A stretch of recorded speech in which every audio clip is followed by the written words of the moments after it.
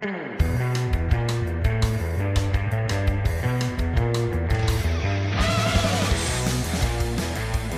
going on? I am Nando. And I'm DJ, yo! I'm sorry, I couldn't contend with that energy. I'm Diggins. And this is Mostly Nitpicking, a podcast where every week we pick apart a piece of pop culture by looking exclusively at the details. Woo! Cowabunga! Woo! This week we're doing Teenage Mutant Ninja Turtles Mutant Mayhem, the new movie of the week. Yeah, dudes! They say cowabunga in this one. They must, right? They do once in the slow-mo bit in the climax. Yep. Okay. Yep. Cool. Yeah. They stayed true to the source material. I guess I just wasn't sure if that was going to be the Avengers Endgame, like, you know, moment where everybody, all the dead turtles come back to life in the 8th or 9th movie and then they finally say cowabunga, or if that's something that's going to be in all of them. They're really going to hold out. It was a pretty triumphant moment, not getting into spoilers just yet. It's true. Yeah. It felt earned, right, guys? Yeah, it felt earned. As far as I can remember. I mean, I don't remember it super well, so that already not an incredible start for how it actually felt, but it probably was earned. It was pretty cool, and also they didn't have like a super long runner where they were all like, who would say cowabunga? What a stupid thing to say. So that's what I was missing. Yeah. Facts. Hopefully they get that right the next time. They just have them constantly talk about cowabunga and stuff. Like cowabunga, and they go like, pizza's a dumb food for idiots. Yeah. Pizza, man, you know, it's funny. Have you guys seen we'll get to it, the Michael Bay ones, because the answer's no. No. The answer's no. Okay. When did those come out? Here's a fun game of maybe DJ can remember when this stupid movie came out. I'm gonna go with 2007. Okay, so if that's way true, too early, way too early. I'm going to I think say it's close to, like 2013. I was gonna go later. I was gonna say 2014. 1990. Oh wow, that's pretty early. No, 2014. Damn. And that one. What was I bringing up? Oh right. I wonder, is the one we just saw the first mainstream Teenage Mutant Ninja Turtles movie since Pizza Rat happened? Oh my god, you might be right. Yeah. So now I'm wondering, like, was that part of it? Did they like go like, or were we missing a bit where like Shredder or Splinter dragged a piece of pizza into the sewer? You know, I mean, like, I would say we weren't missing it because that would be an ancient reference at this point. That's a good point.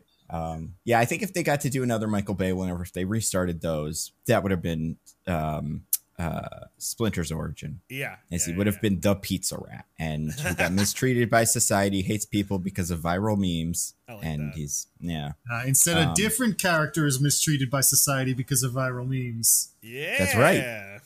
That's a good point.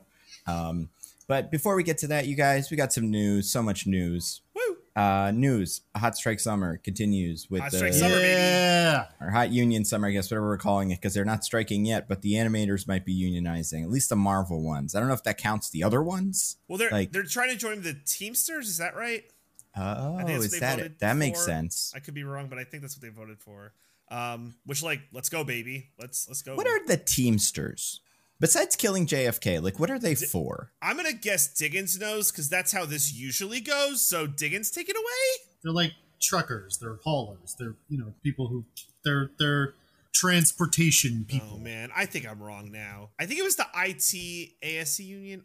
Yeah, it's that one. It's the ITASC. International Alliance of Theatrical Stage Employees. Whoopsie. That makes more sense than Teamsters. Whoopsie. That's why I was like, that seems like a little... Yeah, in my mind, I was like, I don't see how it could possibly be the Teamsters. My bad. But, I mean, maybe, Nope. International Alliance of Theatrical Stage Employees, which, like, totally makes sense, right? That super makes sense. It's closer, I guess. I like, it's still not quite there in terms of, like, obvious that's the one you join, but sure. I mean, I think it makes sense. They say, like, if a stage, you have to stage different movies, and like, CGI needs to be staged, so that's why they fit there. Damn right. But yeah, so that's going. I feel like the LA County something public officials are striking. Lots of striking. Who thinks is gonna be next striker? Like, who's besides Super Mario, of course. Yeah. I don't know. I know animators and like animation writers, not like CGI people, but like people who work on like traditional animation for like Netflix and stuff. I know they've also been having a lot of problems and have been like talking out more about issues lately. So I think they might be on the docket. Yeah, I remember hearing one of those two, someone saying like, really want to strike soon or unionize and stuff. So that'd be cool. Yeah. Everyone should strike. Like, everyone I should agree. Just, like, go on strike. Yeah. We should do a national strike. Everybody should just stop working. That's a good idea. I like that a lot. But then they'd replace us with those robots that they would replace us with now anyway if they were inexpensive enough. You know? Yeah. And also if they actually worked. And if they could do the job. What's the other one? There was another one. Oh, voice actors were looking at, not like striking, but I feel like they've been talking about that a lot. Aren't they also already part of the Actors Union? Well, so like depends on if you're doing screen acting, right? Like if you're in a movie, then I guess you're counted as that. But like for like a video game or commercial or something like that, I think it's different. Gotcha. Okay. Listen, they might be Teamsters too. I don't know too much about this. Let's talk about something. I mean, you know, when you think about it, doing CGI animation is just hauling an unfinished product to a finished product. So that's like being a truck driver. That's right. And they both use like radios to communicate sometimes. Mm-hmm. They call each other. Phone is like a radio. What else do they do? And they both were involved in the murder of JFK. And they both, yes, they're involved in the murder of JFK. Also and yeah, that's why Clone High isn't such bad taste, in my opinion. Animating JFK after he was killed by animators, I don't think that's right. They should get a live action JFK guy in the animation show just for that reason. He's going to go the way of Gandhi in the reboot then? That's right, yeah. Get replaced by a Christopher Columbus guy that you keep forgetting's in the show. I watched the whole reboot. It's okay. Speaking of reboots, it's out? I didn't even know it was out. Yeah, it's on HBO, whatever, Max, whatever the heck it's called now. And it was like Pro, HBO Plus. Yeah, that's right. And it's got all the guys you remember except for Gandhi. And then they added Frida Kahlo, I say Harriet Tubman, Confucius, and Topher Boss, who is the Christopher Columbus kid who's canceled, so he has to change his name and stuff. That's his bit. He's fine. Nice. Anyway, speaking of things that were canceled and now might be back, let's talk about this the everyone's favorite stupid canceled DC property that just won't die. Apparently, David Ayer suggested this week that James Gunn might actually show the Ayer cut of Suicide Squad 1, I guess. The first Suicide Squad movie. Yep. Let's go. So, isn't that great? This will be a prediction come true for us, I think. Oh, maybe, yeah. It'll be one of the things if we go back, and I only say that because I think I said it. Maybe that Twitter account that is the mostly nitpicking out of context. Great Twitter account, by the way. Everyone should follow it. It's mostly nitpicking out of context. I think it's mostly out of context. It's way funnier than we are. It's so much funnier than we are.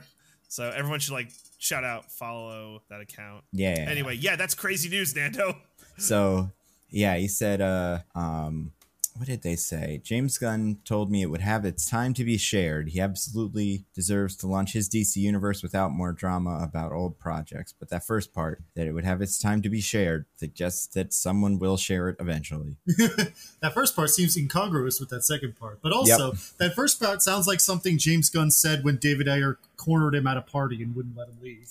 And also, like, what would even be its time? The first Suicide Squad movie that this one is based on bombed. And, well, I don't know about bombed. I'm sure it didn't do super well. Got replaced with the new Suicide Squad movie, The Suicide Squad. And we're not even sure if that's going to be in continuity anymore. So, like, we'll be 3 Suicide Squads probably forward when they make this, if they ever release this thing. And then if you don't count all the teams that are just Suicide Squad, like Monsters, whatever that one's called, Creature Commandos, that you're Monsters like, that's University. just Suicide Squad. That's right. Monsters University, Suicide Squad. They'll probably make a Secret Six show. That'll be Suicide Squad. Like, they just, you know, James Gunn loves making Suicide Squads. So I just don't see, I don't know. I think the proper pluralization is actually Suicide Squad. That's a good point. And it's going to be, I mean, we're going to need definitely pluralizations because we're going to get it. It's going to be a big deal. What are you guys most excited for about the Ayer cut?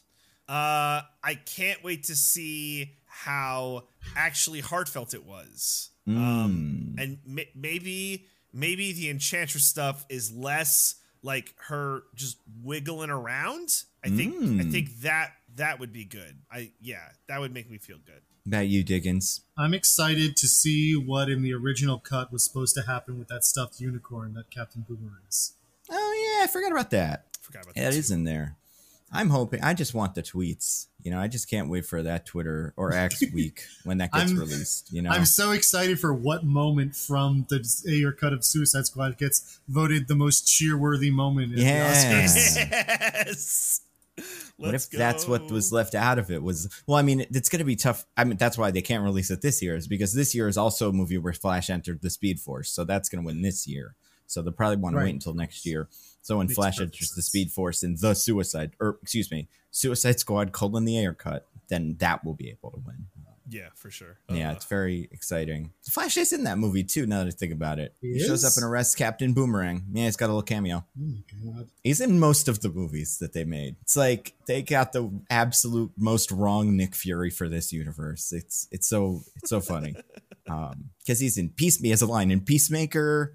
Because Barry and Aquaman show up and talk in the very end. What's the other one of these he's in? I can't remember, but quite a few of them have a Barry Allen cameo. But you guys, speaking of cameos from people, internet people, somewhat controversial. I wouldn't say quite as controversial, but there was apparently a weird cameo in this. I don't know if you guys saw it. By one of the co-creators of Teenage Mutant Ninja Turtles? No, by a different fellow. Post Malone.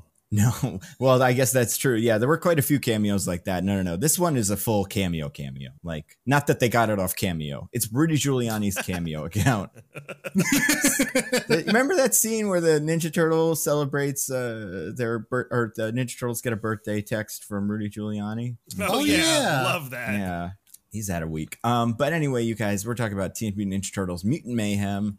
The first movie, I think, in history of titles that has the word mutant twice in the title. That can't be true. Yeah, like I don't like the mutants attack Mutant Manhattan. I don't know. I think very few movies have even had one mutant in the title, let alone two. But in fact, if you look up mutant, surprise, you only get mostly Teenage Mutant Ninja Turtles movies. So for this to work, there would have to be another one that had the word mutant in there somewhere. But you guys, let's talk about this movie. Let's. Teenage Mutant Ninja Turtles: Mutant Mayhem. Okay. You guys excited? Oh, yeah, super excited. All right. Well, you guys, to start this, because, and by the way, it's directed by Jeff Rowe and Kyler Spears. I'm curious about this. Who are these guys? One of them is from an art department guy, mostly story artist and stuff like that. And the other is, Jeff Rowe is probably the same. I take a wild guess. Oh no, this Jeff Rowe apparently wrote Mitchell's vs. Machines, a bunch of Gravity Falls, a bunch of Disenchantment. So that's what we're dealing with here. And this movie was written by Jeff Rowe, but also Seth Rogen and Evan Goldberg. Shock, surprise, surprise. It's actually written by quite a few people, according to the credits.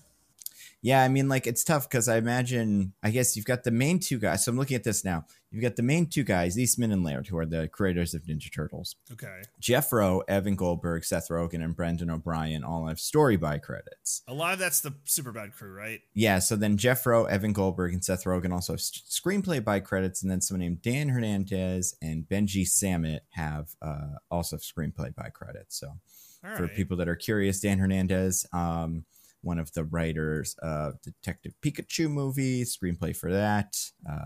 So crushing it. And then Benji Samit, it seems like it's a writing partner for them because they all have the same projects in their thing. So very good. Oh, you know what Benji Samit wrote? Well, 1600 Pen, 13 episodes of that. Whoa, with the John Lovett? Wow. I would have to assume this person was, hand in hand with John Lovett making the show that John Lovett only talks about fondly.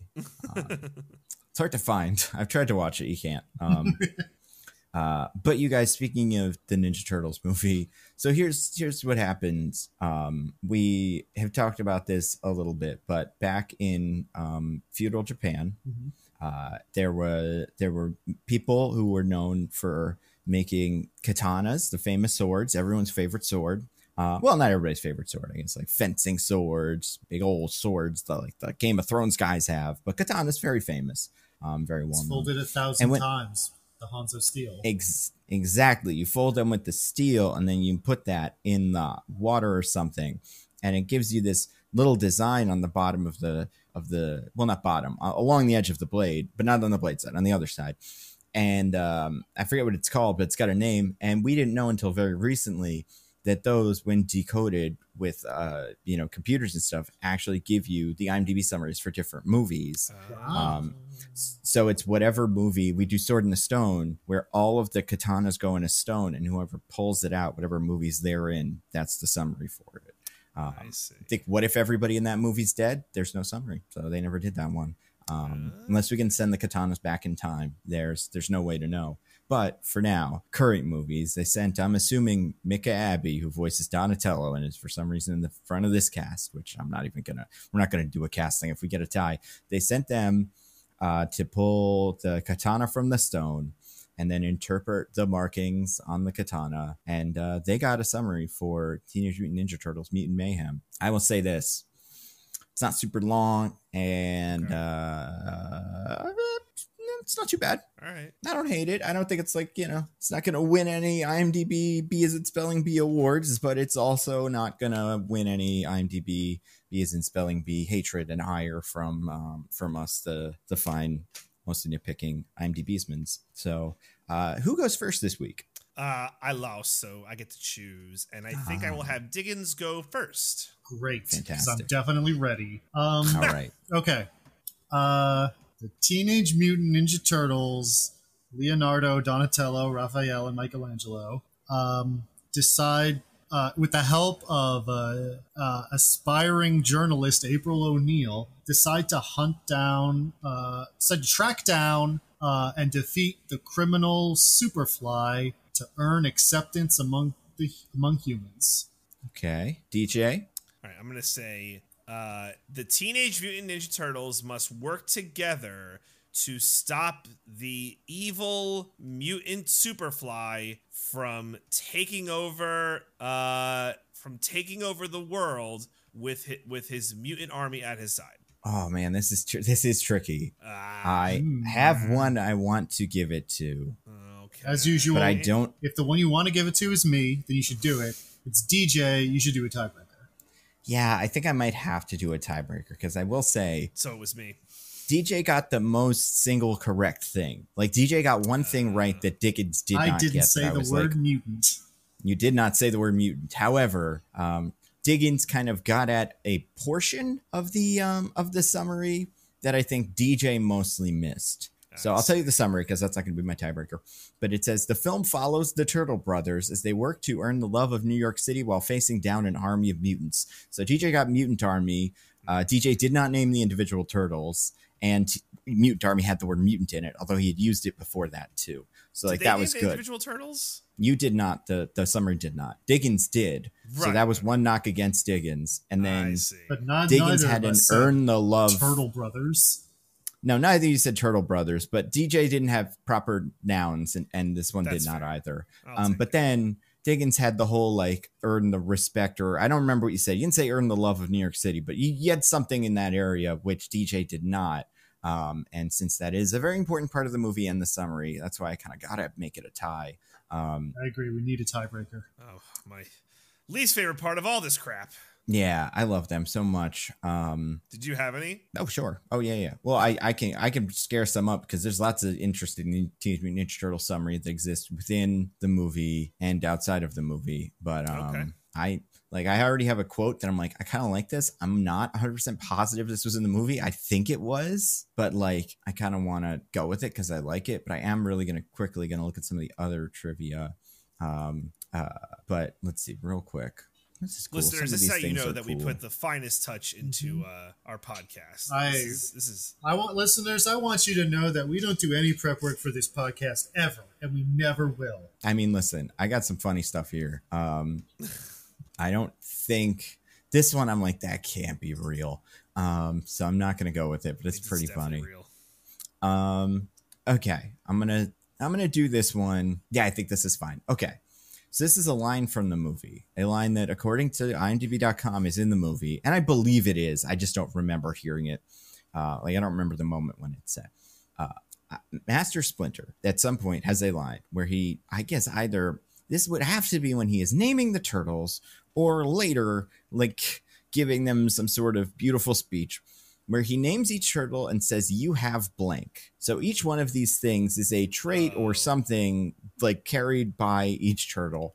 I want you to give me, I'm going to go one by one through the Turtles. And you can each take one shot. And if one of you gets it right on the first try, I will just say it and then we can move on. And we'll alternate so it's fair. I want to see if any of you can give me these ones. So this is the line. This is how it starts. My son, Michelangelo, you have blank. And I say Diggins goes first since DJ elected for Diggins to go first this time. What does Michelangelo have? Heart. Correct. That's right, what next one. Boo. Next one. We're going to keep going. Donatello, you have blank. This one's for DJ. Oh, man. You have my courage? That is not it. Diggins? Brains. That's not it either. I guess I'll let you go again. DJ, what does Donatello have? My cunning? No, I'm sorry. Diggins, one more guess. This is the last one, and then I'll move on to the next turtle. Intelligence? Incorrect. It is wisdom. I was going to say wisdom, but I was like, that seems like more of a Leo thing. Wisdom. Yeah. All right. Well, then, Diggins, Raphael, you have blank. Strength? Correct. DJ? Is it rage? Incorrect. I mean, it would have That'd be funny. I mean, it is correct, but it is not. It's correct. It is very accurate, but yeah, not in the sense you that have my rage. That is what he said in this movie. Diggins, you want to take another shot? Raphael, you have brawn. Incorrect. DJ, last shot at Raphael. You have my bravery. It is bravery. Ooh, that's correct. Wow. So now you are 1 and 1. Oh my gosh. The way we're going to do this last 1 one. and 0 almost. Ugh. So I'm going to give it. You're 1 and both of you have 1. Nobody got Donatello. That's what I mean. Yeah, there's like a tie or a loss there somewhere. Anyway. Sure. Yeah. So we have Leonardo. I'm going to start with DJ and Diggins. Now, DJ, I'm not even going to say if DJ got it right, so that we do give Diggins at least one shot. Right. And I'll see based on what happens if this seals it or if we have to go again. I'll say DJ Leonardo, you have blank. My leadership. Diggins. I'm going to go with spirit. Neither of those were correct. DJ, one more try. Man, Leonardo, you have my. So I don't know where you're getting this "my" from. By the way, it is DJ. By the way, there is no "my" in these. I mean, to be fair, these are all things I would assume that Master Splitter thinks he has, but it is like my son, Michelangelo, you have heart. Donatello, you have wisdom. Raphael, you have bravery. And Leonardo, blank. It's phrased a little differently, but it's the same. It should be the same. Leonardo, you have courage. You just have the same thing that Raphael has. Damn it. And Diggins? Well, I punted. You know what? I'm going to say this is where brains is. Incorrect. I'm so sorry. It's honor. Honor. Leonardo has honor. So, dumb. Yep. So we're going to have to keep going, which is fine. No. Which is fine. I think this is great. I think everyone loves this. Yeah. Yeah. And I think, so I do have some kind of interesting ones. And this is a quote, so there's no way this isn't true. I don't know if this is like super obvious, but this is what they said. Although, no, yeah, I'm not going to do that one. Okay, here we go. Jeff Rowe, who I believe I said was a director/writer, definitely at least a director. Yep. And he also did screenplay and story too. So Jeff Rowe, everyone loves him. He had in mind a version of, quote, the ultimate teenage coming of age film, and cited 5 teenage coming of age movies or shows as an influence on his film. And this isn't to say these are the only influences or they're that direct in terms of like there's a scene that's exactly like this one, but can either of you name any of the 5 teenage coming of age films that this Jeff Rowe person says were the inspiration for this movie? So I'm going to say, DJ, you can go first. We'll just kind of keep going and see how many you get after like 3 or 4 rounds. Doesn't Diggins Well, Diggins went first last time, right? Oh, okay. It's just being fair. You can go this time, yeah. All right. Gosh. So these are previous movies that he cited? These are other coming-of-age movies that not like that they worked on, but just like that they had seen and went, oh, we want our Ninja Turtles movie to kind of have some of that in it, some of that spirit or whatever. And they are not all like the obvious ones you would expect. I think it's an interesting group of movies. All right. I'm going to say The Goonies. Oh, incorrect. That's a good guess, though. Diggins? You know what? I'm going to go with an obvious one here because it's in the movie Ferris Bueller's Day Off. Incorrect, but no, I was thinking about that too. But that is not in here. I mean, maybe he cited it. I would have cited it as like an inspiration for that scene where they watch Ferris Bueller's Day Off. But yeah, we really had Ferris Bueller's Day Off in mind in the scene for where they watch Ferris Bueller's Day Off. Yeah. But no, this is something else. So DJ? I guess I'll go obvious, like Breakfast Club. No, that's the other one that is obvious, but not on this list. Yeah. I didn't want to say there were no John Hughes movies, but there are no John Hughes movies on this list. All right, fair enough. Okay. Diggins? Stand By Me. That is one of them. Stand By Me is one of the. I want to keep going because there's a couple, and I think one of you could at least get one or two of the rest of them. DJ, would you like to take a shot at one? I will say this: Stand By Me on this list is the oldest. Okay. So 1986 is as far back as these could possibly go. I mean, I don't know. I guess and I'll remember, go with films and television shows. Oh, you didn't say that. Oh, I did. I'm pretty sure I did in the first time I said it. But if I didn't, either way, there's. How about this? 3 of them are movies, 2 of them are shows. All right. So there's still 2. And but I'm pretty sure you know the names of most of these. Like you'd recognize them. They're not all like super obscure. I'm so screwed. Did he go with the obvious for his coworkers? I'm gonna say Superbad. Incorrect. Great guess though. I'm going to say Diggins? Still obvious with his coworkers, Freaks and Geeks. Yeah, you really teed him up for that one, DJ. Freaks and Geeks is also on this list. All right. Well, I think I officially just lose. All right. Well, since Dickens has got 2 of them, do you want to take a shot at the other 3? Bro, I don't even like. I mean, these are like things you guys. At least one of them is something you both know. One of them I'd say is like you probably heard of it, and one might be something you've watched, but I can't remember you ever talking about it. I don't know, like South Park. There's 4 of them in South Park. No, it's an interesting guess. Diggins, you have any other guesses? Team. Shoot till you miss here. I do. Oh man, I had something in mind. Now it kind of slipped out of my brain. I'm gonna say, you know what? I've never watched this show. I have no idea if they have watched it or if this even makes sense as an answer. But for whatever reason, my brain is saying the Goldbergs. No, good guess. I mean, I get a decent guess. It is like I know it is like about a kid in high school who is coming of age. But that is not it. So here's the other 3. You have a movie from 2016 called The Edge of 17, which I believe is a Haley Steinfeld movie based on a book. Yeah, I haven't seen it, but I know it exists. And then you have a movie from 2017 that I know all of us seen called Lady Bird, which was the one that I thought maybe you would get. I don't know, rebelling against a parent, that kind of thing. Yeah. And it's sort of like contemporary. I don't know. And then the last one is a show, series on Hulu or whatever. That show, Pen 15. I don't know if you've seen that, where the adults are kids and it's like high school. Have you ever seen that? I've heard of it. I've never watched it. It's where, well, I mean, it's not where she's from, but Anna Konkle, who plays Hannah on this season of The After Party. That's kind of what a lot of people know her from. Okay. So, yeah. So Diggins, congratulations by naming 2 of the 5 coming of age projects and doing okay on both of the other things. You are the winner of this week, which means DJ, you need to summarize Teenage Mutant Ninja Turtles Mutant Mayhem, and please use the word mutants a couple times. Ruh-roh. Okay. Well, guys, it's New York in the I guess going backwards with math, 2008. I guess it's 2008. That is how math works. It's Manhattan, 2008. And it's terrible. There's crime everywhere and there's no hope, I guess. Baxter Stockman has just been laid off because of the financial crisis. That's right. Exactly. So Baxter Stockman's in his horrible lab with his horrible, weird face and hair, voiced by everyone's favorite Star Wars and Far Cry and The Boys villain. Wow. That's right.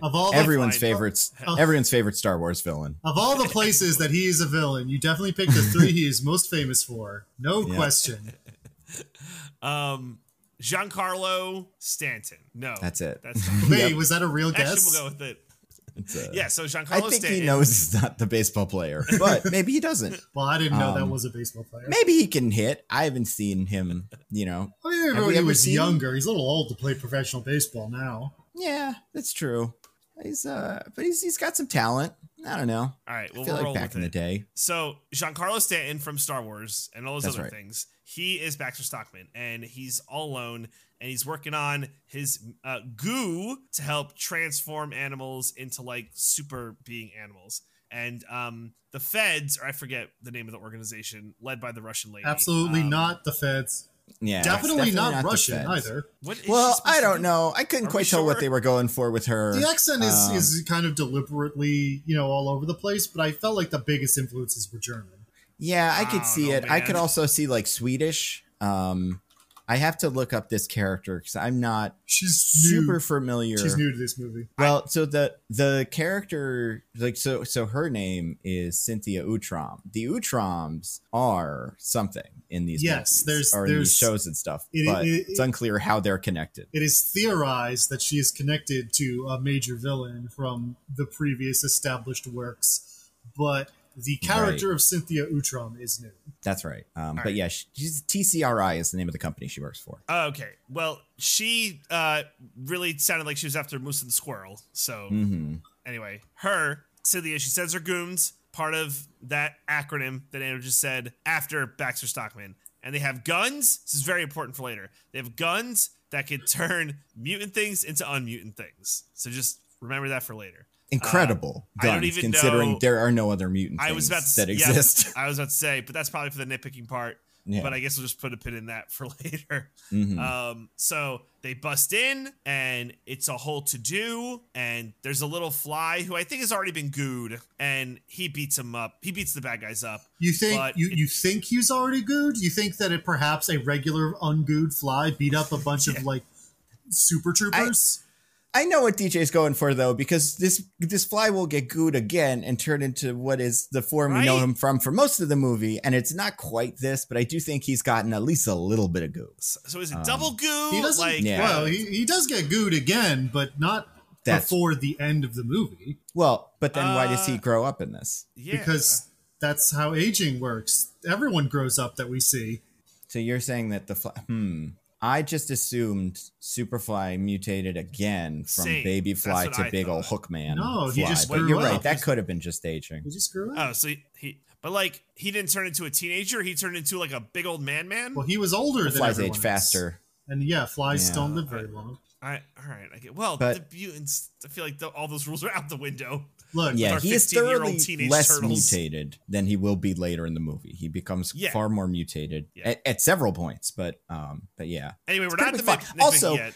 bugs in New York City are pretty big. I don't want to pretend that I've never seen any bug that big. I'm sure I have. I forget what the rules were for interrupting, but I feel like they've all been violated. Well, maybe if you were saying things that were correct, then we wouldn't have to interrupt. I don't know. I think we're nitpicking territory. Anything incorrect or also hilarious, we get to interrupt. So continue, DJ. Giancarlo Stanton, right. So the goo goes into the sewer, and all the animals that he had get gooed. And also, some of the sewer gets gooed, and there are 4 turtles in the sewer, baby turtles, they get gooed. Also, a rat gets gooed. So real quick, I want to stop you. Yeah. Do all the other animals get gooed, or is this like Diggins said? Are they already gooed babies that just grow up? That second one. I don't. Okay. Now I don't know. Literally, Baxter Stockman is standing in his apartment, looking at the test tube baby mutant animals, saying, "I have made a bunch of mutant animals who will be your family," and you're confused about whether they've already mutants or not. Well, I'm confused about. He takes them. Superfly takes them. We see this. This is depicted on screen. I'm confused about whether Superfly re-oozes them to make them big giant guys. Superfly doesn't have any ooze. Right. No, the only ooze falls in the sewer.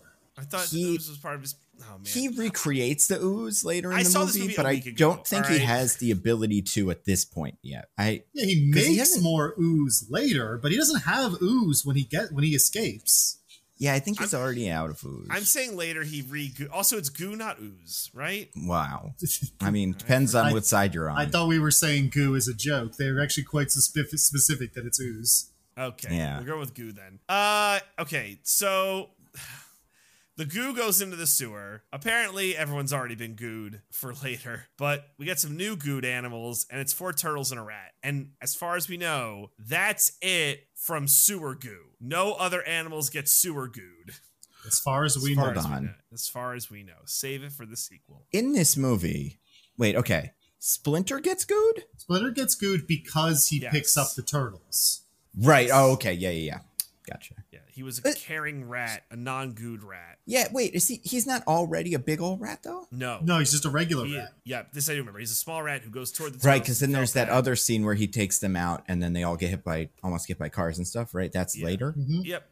Yeah, when he has his mustache. Okay, continue. Okay, so he gets gooed, and all the turtles are already gooed. So he takes them. So because, I guess the way this works is, because the rat was already a middle-aged rat, he instantly turns into like a middle-aged like rat man, like just like a 20-year-old rat or whatever, 30-year-old rat. Mm-hmm. The turtles turn into like baby mutant turtles, where they could like they're bipedal and they because they were baby turtles. As Splinter in this movie says, this makes sense if you just think about it. Exactly. Yeah. I'm explaining it to the audience as part of my punishment for not knowing the trivia thing. Correct. So fast forward 15 years. Now they're Teenage Mutant Ninja Turtles. That's the name of the movie. That's the name of the movie. And they have this wanderlust where they want to go outside all the time. And Splinter's like, no, you can't do that. Humanity bad. He explains the humanity bad backstory about like how they grew up, and he wanted to take him to the human world, the surface world once, and then everyone was like, "Oh my god, it's a rat man! Kill him!" And he's like, "No more sewer. You can only sneak out to steal groceries and stuff like that." And they're like, "Well, that's a bummer." So he also taught them ninjutsu via old Bruce Lee movies. Cause sure, why not? So that's how they all got good at ninja stuff, which works. So then they're practicing ninja stuff as teenagers on a roof. It's that scene you saw from the trailer where it throws the ninja star at the watermelon that I think Mikey's holding. And the ninja star goes into April O'Neil's helmet that she's wearing. Thank God she's wearing that helmet, or else she would have died. It's a good helmet. And she gets like her bike stolen by this gang. The turtles, mostly because Leonardo's like, oh my god, I love her, are like, we'll go rescue her. Action scene, they beat up the bad guys, and then April O'Neil's like, oh my god, your turtles, that's so weird, but they kind of go through the whole thing.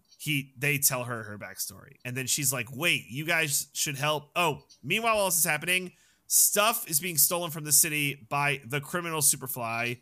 There's just an alias. We don't know who he, she, or it is. Sure sounds dangerous. I can't retain information longer than about 3 minutes, so I have no idea who this Superfly could be. Yep. Exactly. So then she's like, I think you guys should help figure out what's going on, because prom got canceled because of all the crime. So if you stop the crime, prom will get uncanceled. I'll be a hero. And they're like, okay, I guess that makes sense. You guys will be heroes for stopping Superfly, so people will accept you. Yeah, you'll right, be because she's going to film them doing it. Yes. And then that will prove it. It'll be love and adored. So then there's like a montage of them beating up local racially stereotyped gangsters to figure out where they are, where Superfly is. So all the different mobs from Daredevil, they beat them up. Yep. And then they figure out where Superfly is. They meet Superfly. It's like, oh my god, Superfly's a mutant, and Superfly's like, I'm a mutant. Here's my mutant crew. You guys are mutants. We're goo cousins. We're goo brothers. Come hang with us. The turtles are like, great. So they hang out with Superfly and his crew. They meet everyone. There's everyone. There's Rose Byrne, who plays Paul Rudd, who plays Buckshot. Wow. Oh my god. Incredibly wrong. Well, let's start with Paul Rudd. That's the easy one, right? Because that one's a pretty memorable name. Yeah. Gecko the Gecko. Close. Gecko the Gecko. You got the gecko part. Gecko. Well, let's start with the big ones. Those are like pretty famous, right? You know their names. The big enforcer. Oh, yeah. So we got Bebop and Rocksteady. Yep. We got Genghis Frog. Yeah, that's right. Remember that one, shockingly. So you got those three. There's more. Then you got the cockroach. Whose name is... Yeah, what was that one's name? I forgot that one's name, too. There's no way I know. It's like Bugzilla or some shit. No, it's like Scum something. Yeah, Scumbug maybe? Scumbug. It's Scumbug. Okay. Yeah. And then you got Rose Byrne, who's the Australian crocodile. His name is. I want to say like Sideswipe. No, that's a transformer. She a transformer. I was gonna say she a transformer. She's. I wouldn't be surprised if there's some crossover between Transformers and these names. Yeah, tell me there's no Transformer named Rocksteady or Genghis Frog. Come on. Probably. It's definitely Genghis Frog. He's friends with Nitro Zeus. On the same team. So Leatherhead, right? Leatherhead, yep. I think you're only missing and then the two. Gecko the Gecko. So there's the Gecko, Mondo Gecko, and then there's Ray Fillet, who is Post Malone. Ray Fillet, oh yeah. And there's the Bat. Yeah, Wingnut. Wingnut, there you go. That's definitely a Transformer. That's a Transformer. Yeah. Oh yeah, without a doubt. Let me Google that. One's Natasha Demetrio from What We Do in the Shadows. That one I did not place that, but that is. Well, she's not doing her crazy Eastern European accent for this role. Yeah, it does not seem like Wingnut is a Transformer. What? Although This feels impossible. I know, but if it is, it's not what they're known for. Because I cannot find it online. All right. Well, anyway, so they all meet. The Turtles meet all of them, and it's like, oh wow, everyone's cool. That's awesome. It's glad that everyone's cool. Unfortunately, what happens is the Turtles learn of Superfly's plan to like basically have the goo work on like hit all animals across the earth to turn all animals into mutants. And it's like the humans will kill a bunch, other food, and then there are pets now.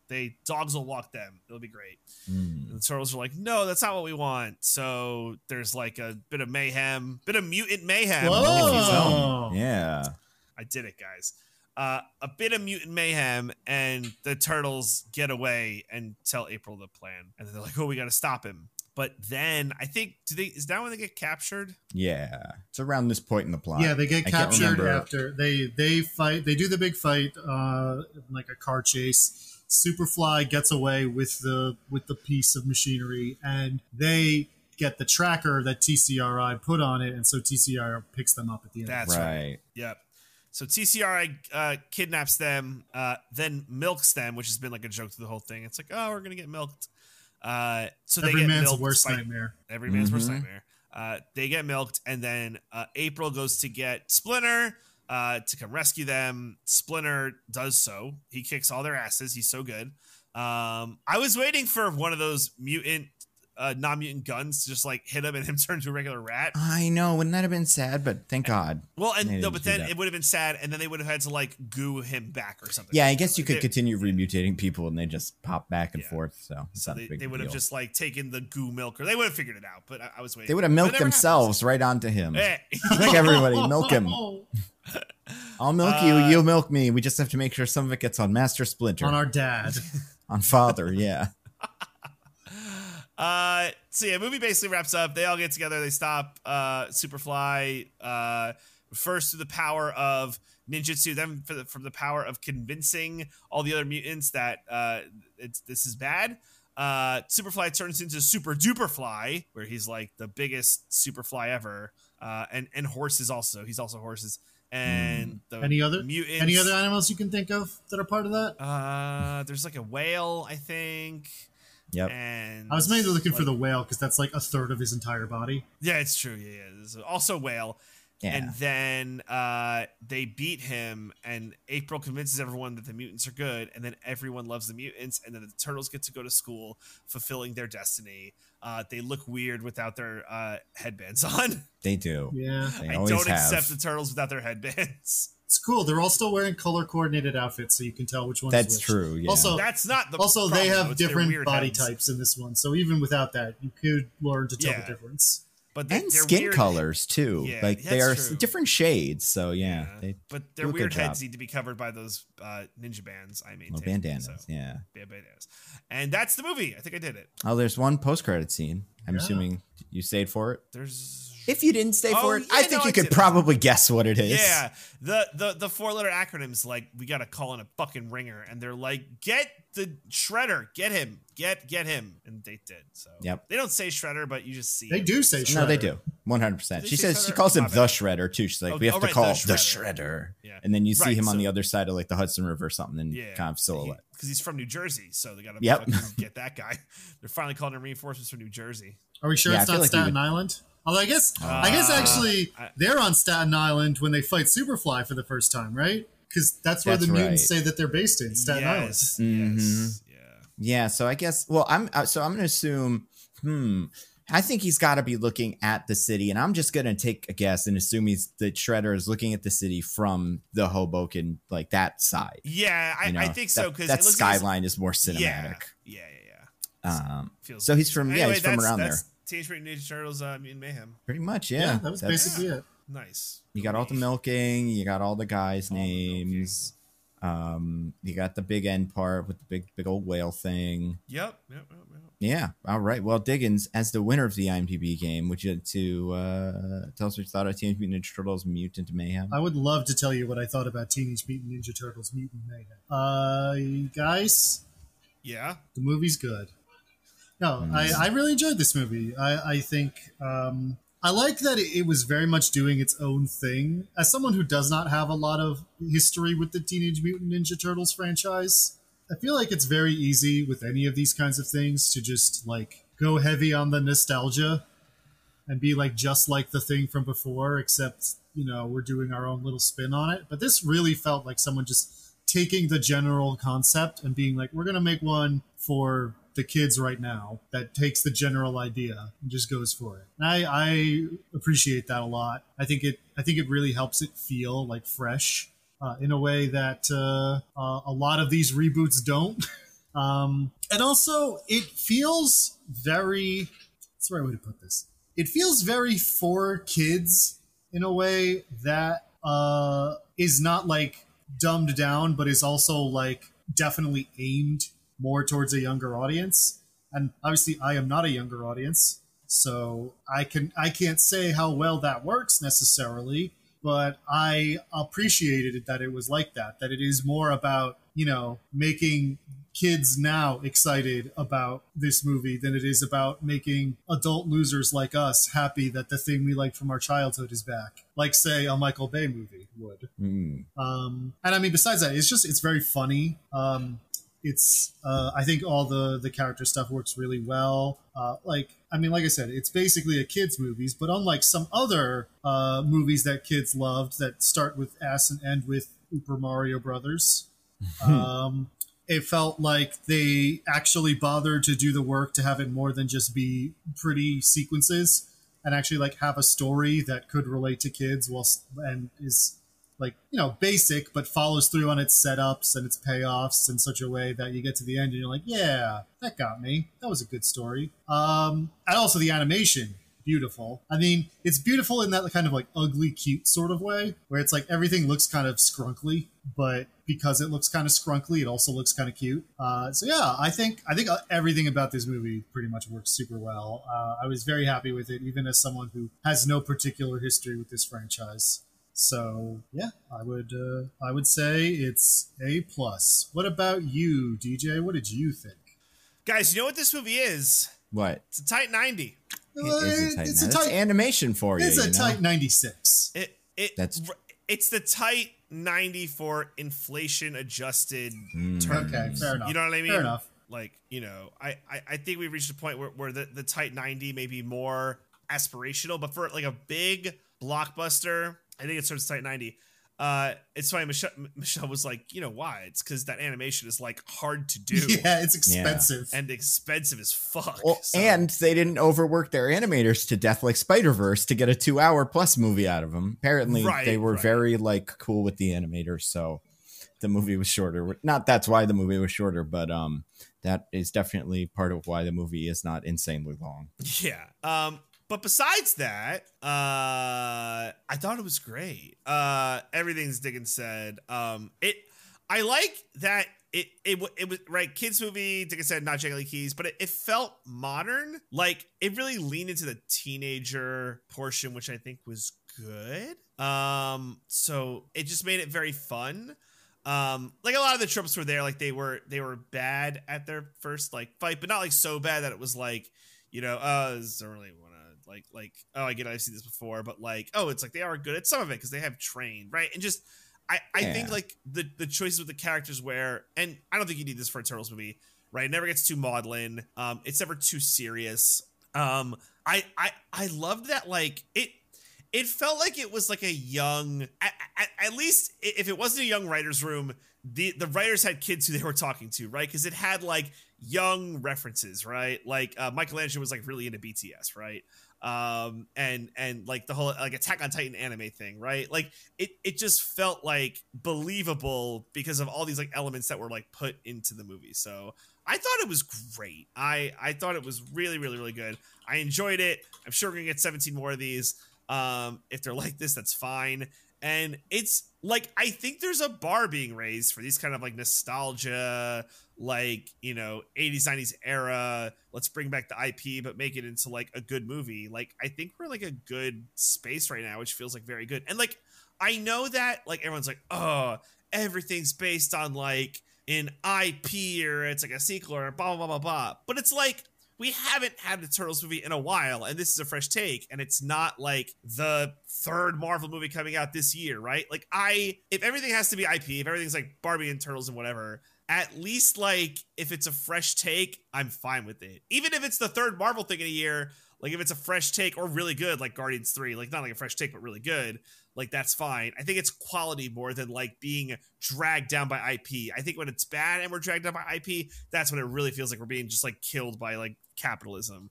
But I think for now, it's like, I don't have a problem with the IP. Just show me good movies. And I think that works. So, well, DJ, one of the workaholics would beg to differ. He says the superhero IP is bad and it's destroying movies. So think about that. Well, I'll take the L on that one, Nando. How many Workaholics episodes have you been in? Zero.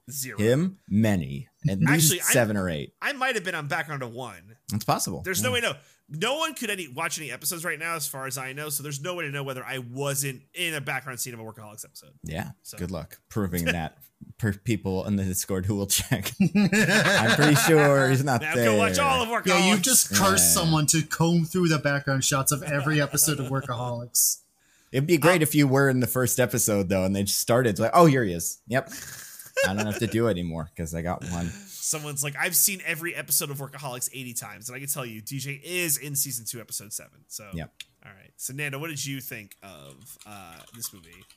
I, real quick, was Googling Workaholics season 2, episode 7. Because I want to see if that episode is any good. Guys, I don't want to say anything crazy about this episode of Workaholics. You want to know what it's named? Teenage Mutant Ninja Turtles Ninja Roommates. No, it is Teenage Mutant Ninja Roommates. It's the name of the episode. What? Oh, damn. Yep. Aired November 1st, 2011. I thought Diggins was reading it with me because he had also Googled this. But the guys go on the lam from a security guard in Montez's gated community. Well, of course. I mean, I kind of remember this episode. I've seen most of it. Of course, you knew that, Nando, because you're in it. I mean, you would assume so, right? And like I would recognize the names because I just love them and I love the Ninja Turtles so much. So this episode does reference the Ninja Turtles movies and stuff. So legitimately had no idea. Like actual holy shit. Season 2, episode 7. If anybody wants to like prove me wrong, because I Googled it and I was like, well, no, that's not it. What is it? Like, did I accidentally type the word Ninja Turtles into this somewhere? But no. Name of the episode. Great stuff. Wow, incredible. Yeah. So this movie is very good. It's the best Ninja Turtles movie ever made, probably, almost certainly. There's people that like that one TMNT from 2005 or 6 or 7 or whatever. And I think that movie's okay. But this is definitely better than that. Yeah, all the things you guys said are correct. It's the best because it has kids in it, because the voices of children are children. No, not all of them, but most of the voices of children are children. It's good because they also talk about children things. And it's good because I feel like besides leaning into the weird stuff and like getting the vibe of like New York being gross and getting the vibe of like these different other mutants being gross, it is relatively faithful to the Teenage Mutant Ninja Turtles like continuity and like the ideas of it. So like one of the things I think the Ninja Turtles, the brand has always kind of had trouble with, because I believe this is the case, is one of the writers really likes the mutant stuff and one of the writers really likes the ninja stuff. So like when he gets to write a Teen Mutant Ninja Turtles comic, it tends to be more ninja focused, whereas when the other one writes it, it tends to be more mutant Saturday morning cartoons kind of stuff. And I think this was definitely that second thing, but I like that it managed to maintain like the aesthetic that the Turtles were always kind of this kind of gross, like not just adult focused, although they did used to be, but like they were created almost in contrast to the popular Marvel and DC comics of the day, being like Superman and Spider-Man and stuff like that. There were these 4 grungy turtles in this black and white comic. So I appreciate that like this movie, while clearly influenced by things like Spider-Verse, had a very distinct look that wasn't just like kind of, because I think that was the problem with the 2007 one, is it does just kind of look like the rest of these. I like that they did the thing from the Michael Bay one where one of the turtles wants to have sex with April O'Neil. I think that was great. I think when that started happening in the movie, I was like, terrific. I like that they put Baxter Stockman in another one of these that still didn't let him be a big fly man. Like, that's great. Because they did that in those two. They cast what's his name from all those movies. What is his name? He's that guy, Medea. Tyler Perry in the original, or not original, in the 2017, I guess, the sequel is Baxter Stockman, and in the whole movie he keeps like Shredder's like, you're just as important as a fly to me, Baxter Stockman, and he keeps getting near ooze, but you're like, when's he gonna fall into the ooze? And he never does. So I like that they also did that here. Yeah, it had all the good hallmarks of a good X-Men movie. The mutants were hated and feared by society.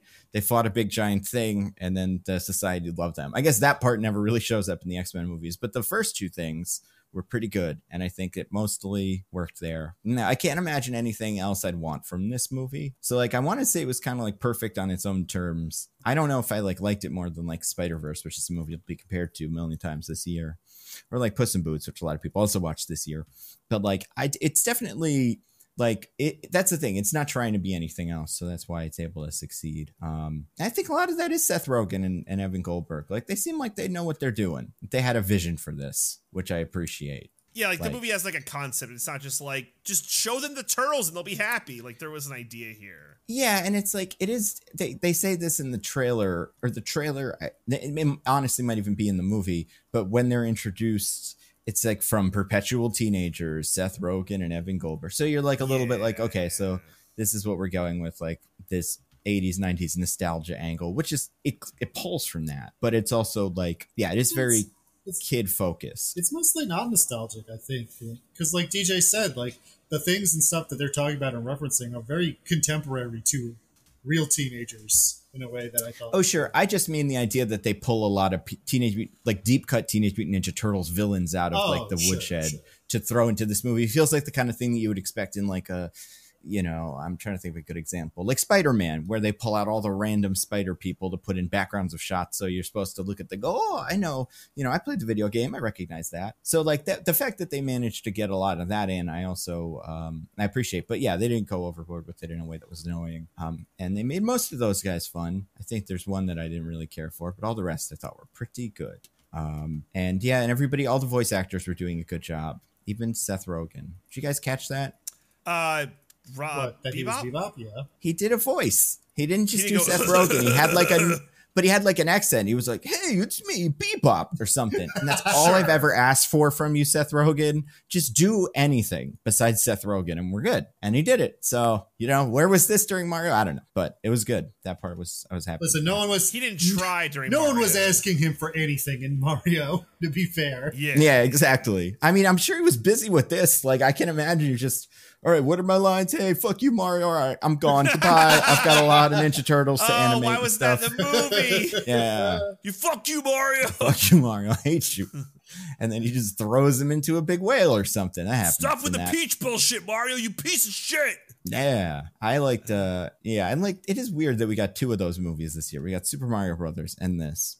Yeah. And they both have Seth Rogen in it. And he plays a big giant thing in both. Like, good for him. Seen any other stuff this year? Seen that movie where the dogs say human language stuff? I don't think he is, but it feels like he should be. Right. Yeah, I feel like he'll be like a pigeon or something in it. Let's see. What else Seth Rogen got? Definitely go. Yeah. Yeah, what dog is the most likely to smoke weed? He's that dog, probably. Well, that's a Snoop Dogg one, right? Oh, that's true. Yes. He'll do the voice of Snoop Dogg. Like human Snoop Dogg will come in and he'll just do the voice for it. But no, yeah, apparently so obviously the other thing I guess he's been doing this year is Invincible. So he'll be in that as the thing that like, oh, sure. Alan the Alien. But yeah, it doesn't look like he has any other acting roles and stuff this year. No, just this Mario Brothers and a movie called Dumb Money. Yeah. Like, interesting. oh, it's not like Smart Money. It's like Dumb Money. No, this is the GameStop movie. I've seen trailers for this. Oh, is that what that is? Okay. It's another one of these movies about a real thing, like the Blackberry one or like the Flamin' Hot Cheetos one, where it's like, I could just read the Wikipedia, you know? I think I get it, but yeah. I was actually talking to someone the other day about that movie and said it had big Flamin' Hot energy. Which one? This one or the other one? Movie. Yeah, okay. it does feel like that. Can I ask a tangent side question, but I must ask now that we're here? Absolutely. Sure. Who is going to play Sam Bankman-Fried in the FTX movie? Okay.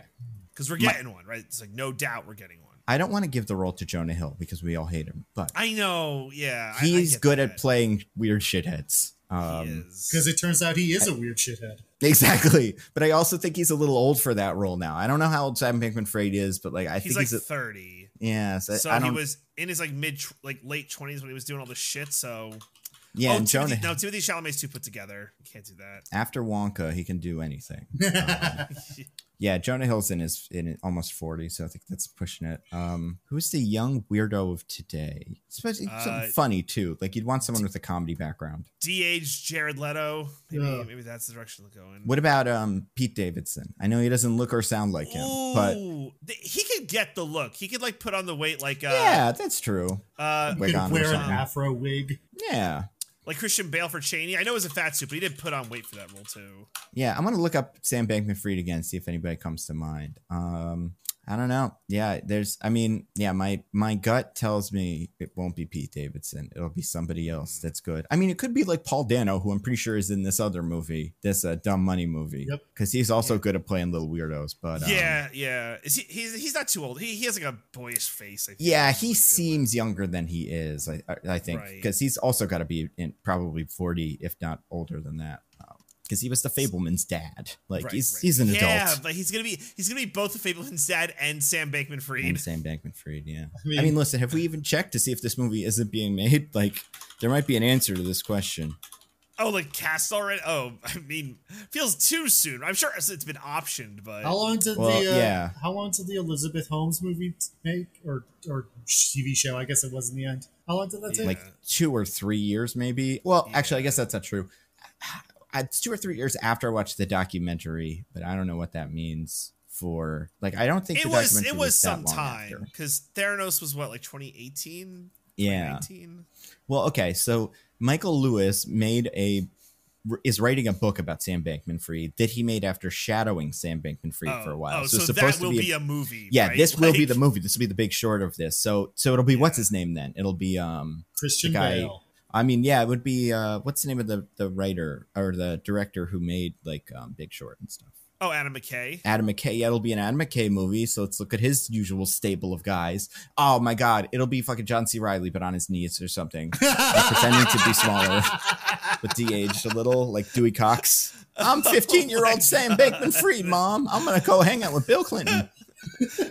That's it. It can't be anyone else. It can't be anyone else.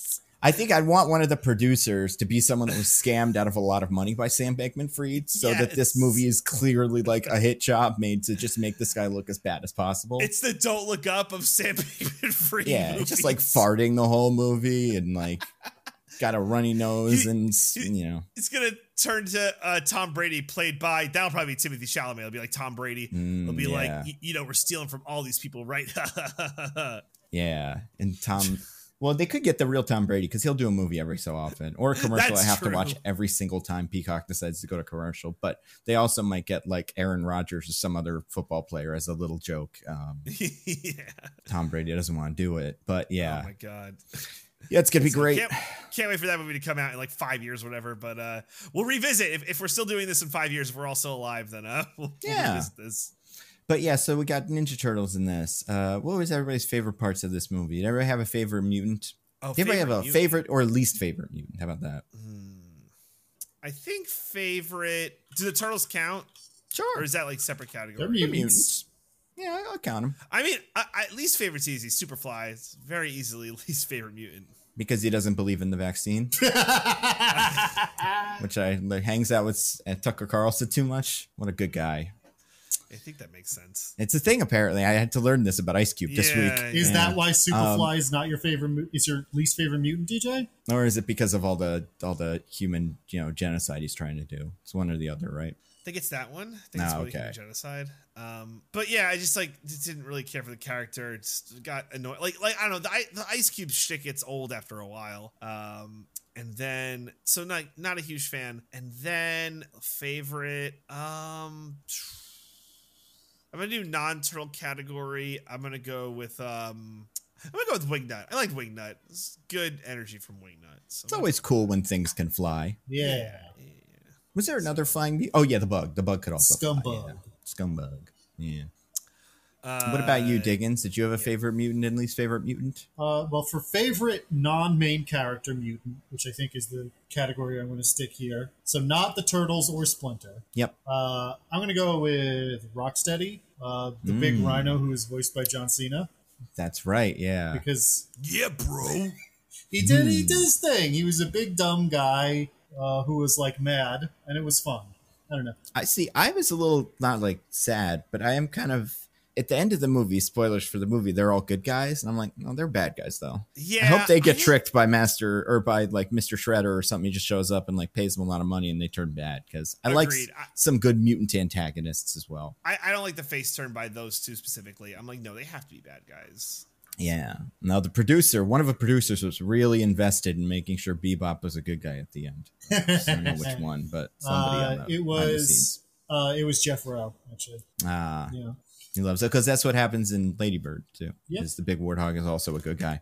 Also, how weird is it that he's voiced 2 warthogs in his career? He's been Pumbaa and he's been this. Like, that's more than anyone else probably. Once is a job, 2 is a coincidence. If he does it one more time, it's a pattern. People are going to start calling him for all warthog related jobs. Yeah, I mean, technically, he voiced Pumbaa also in that little Chippendales movie, but I'm still counting that as the same Pumbaa. Yeah, I mean, it was just a reference to the fact that he was Pumbaa. I don't think that counts as a different role. No, yeah. Least favorite? I don't know if any of them were really least favorite for me. I don't think that any of them really had enough going on for me to dislike them. Yeah, it's fair. Just because, besides Superfly and our main character, mutants, none of them have much in the way of like character arcs. They just have their own little like personality quirks that endear them to us. And I don't know. I didn't find any of them overly annoying or anything. I guess if I had to pick, I would say Scumbug, just because, I don't know. I feel like the joke of shrieks and spits goo just gets old a lot faster than the other jokes. That was for the kids, right? Like that's fine. Like I didn't hate it. And you want a mutant to be a mutant. Like you want one that is just gross. I like this. That cute. This is like gun to my head. Pick a least favorite one. I go with Scumbug. Yeah, but yeah, I thought you think they should kill Scumbug in the next one because you hate her so much and you want Master Splinter to be miserable. No, I want to kiss Master Splinter, so I have to get Scumbug out of the way. Jealous. That's fair. Question for you guys. Speaking of the kids, what were your theaters? Wait, hold on. Nando has to answer this question first. Right, I'm sorry. Right. Favorite mutants. I mean, my favorite one, I really did like Superfly. I thought Superfly was good, regardless of the Ice Cube of it all. I like the fact that he wasn't ever really mean or anything. Like, he was a little mean, but he was mostly just like, nah, it's cool. We're going to kill all the humans. It's going to be great. Even like afterwards when they were like, we don't want to do it. He's like, nah, but you do. It's fine. And then he turned into the big monster and he was like, look at me. I'm so big. I got all this crazy shit on me. It's fucking weird, huh? All right, guys. Anyway, bye. Like, he just had a really interesting vibe. I feel like they could have gone more sinister with him, but it was just like, now I'm a bad guy and I'm going to do bad guy things, but I don't want to ruin everybody's day. Like, we're going to have fun. Yeah. Well, like Magneto, if you are a mutant, he genuinely believes he's doing the best thing for you. So he's not against other mutants. That's right. And he's like, and I think he's like got a good, I liked his character design.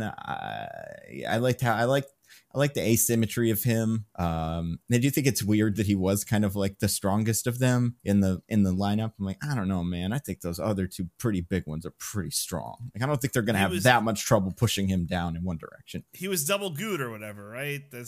Well, yeah, I mean, maybe he has just been like juice and goo for the whole time. He wasn't double goo. Maybe he has. Maybe he's knows the secret goo guy. He's double gooed.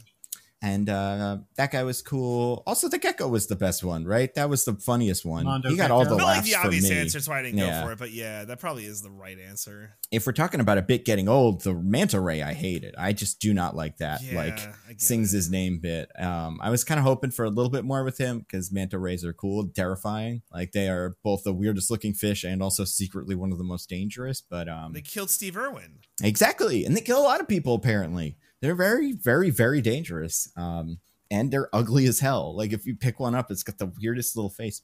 So anyway, if anybody listening, this is a manta ray.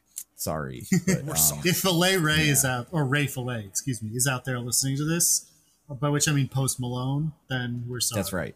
Yeah, and also Post Malone was the other one who I'm like, I like all these comedians that are getting comedian roles. Like I like Hannibal Buress and Natasha Demetriou and Paul Rudd and all that. I like that you combined Natasha Demetriou with the villain from Resident Evil 8. Yeah. I never know where to stop with that name. I have the same problem with the brother, obviously, because they have the same name. What was did the big bug have a voice? Did Scumbug have an actor? That was Alex Hirsch, the creator of Gravity Falls. Good for them. I didn't know he did voice work. He did voice work in Gravity Falls. Who was he in Gravity He was Falls? Grunkle Stan and Seuss. And Scumbug. Really? And Scumbug, yeah. And he had a couple of Scumbug bits in that. Gravity Falls is a multi-dimensional show. So. Yeah.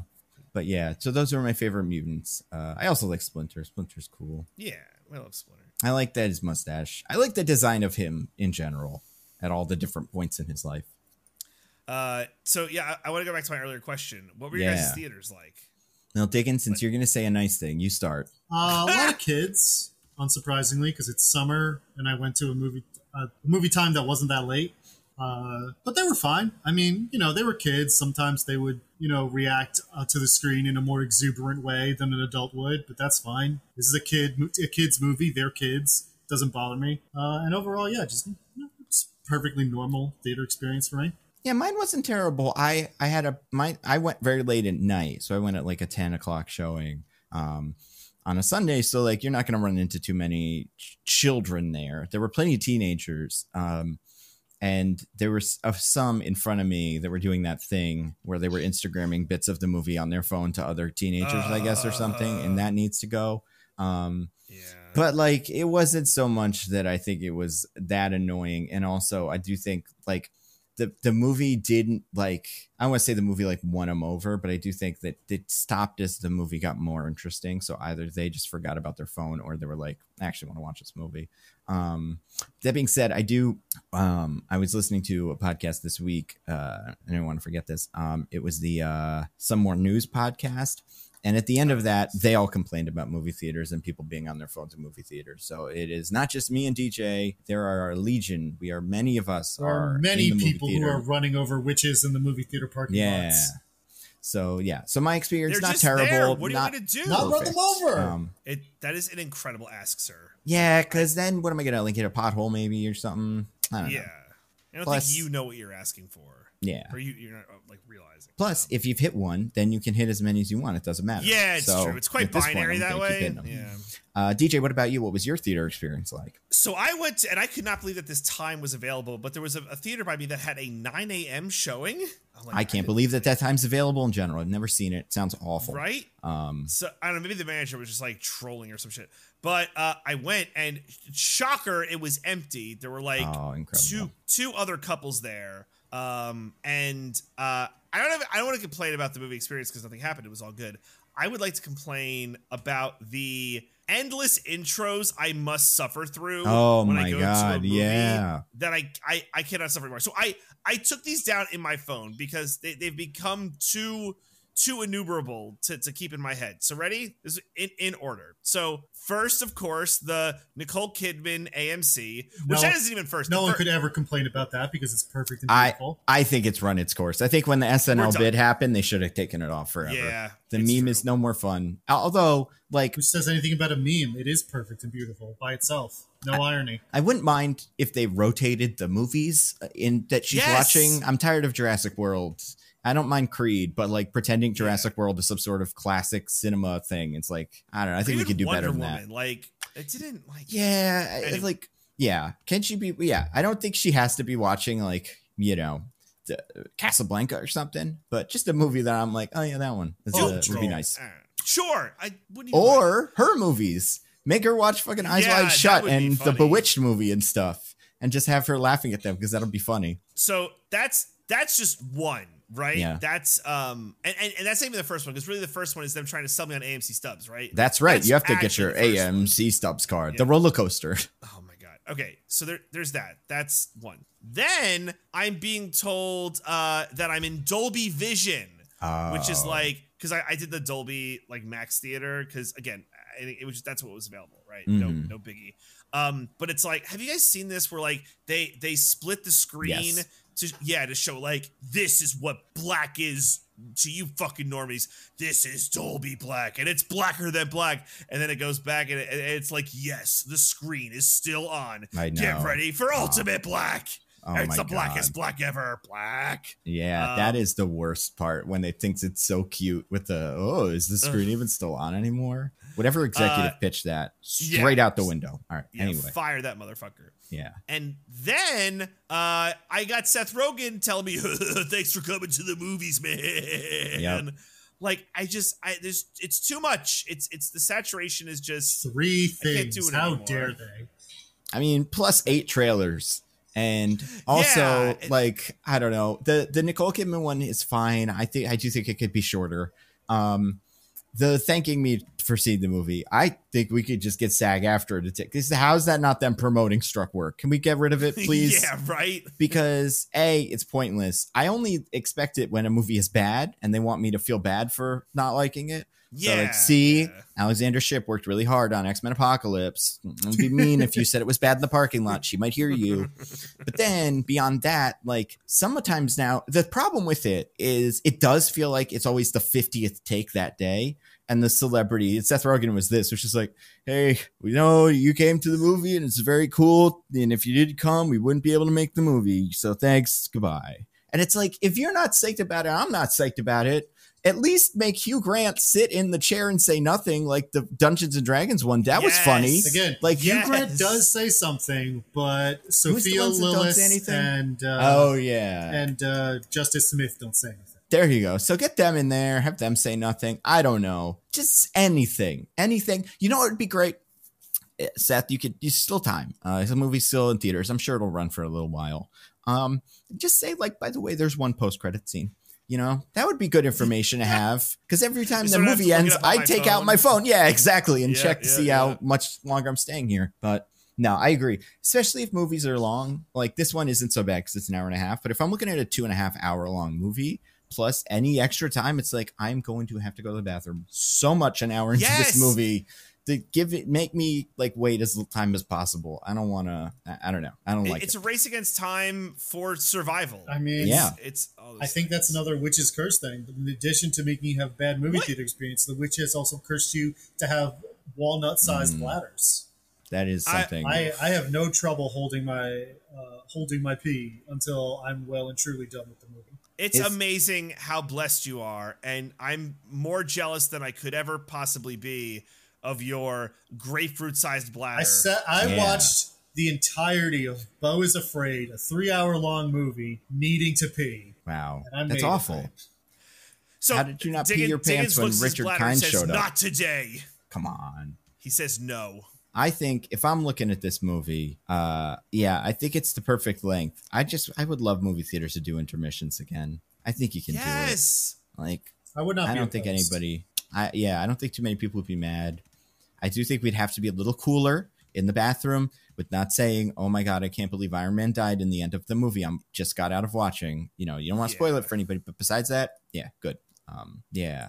Guys, can you believe when Iron Man died at the end of this Teenage Mutant Ninja Turtles movie? That was a choice. And I wasn't even that mad, if I'm being honest. I mean, Iron Man did die before the Teenage Mutant Ninja Turtles movie started. Iron Man died in Avengers Endgame, a movie the Ninja Turtles watched, apparently. That's true.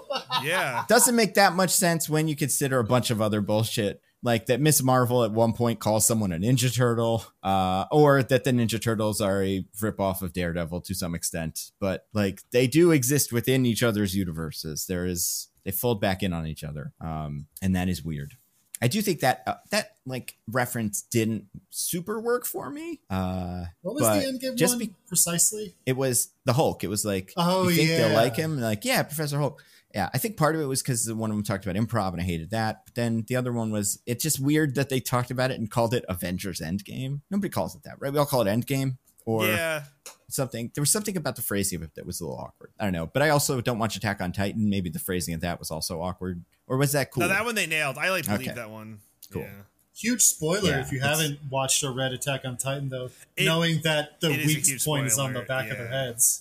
Yeah. Do you think, which one of the turtles do you think, do you think they're all going to like the finale, or do you think they're going to be split? Well, which turtle do you think is predisposed to support fascism? Like fascism? Yeah. Leo, obviously. He ratted him out.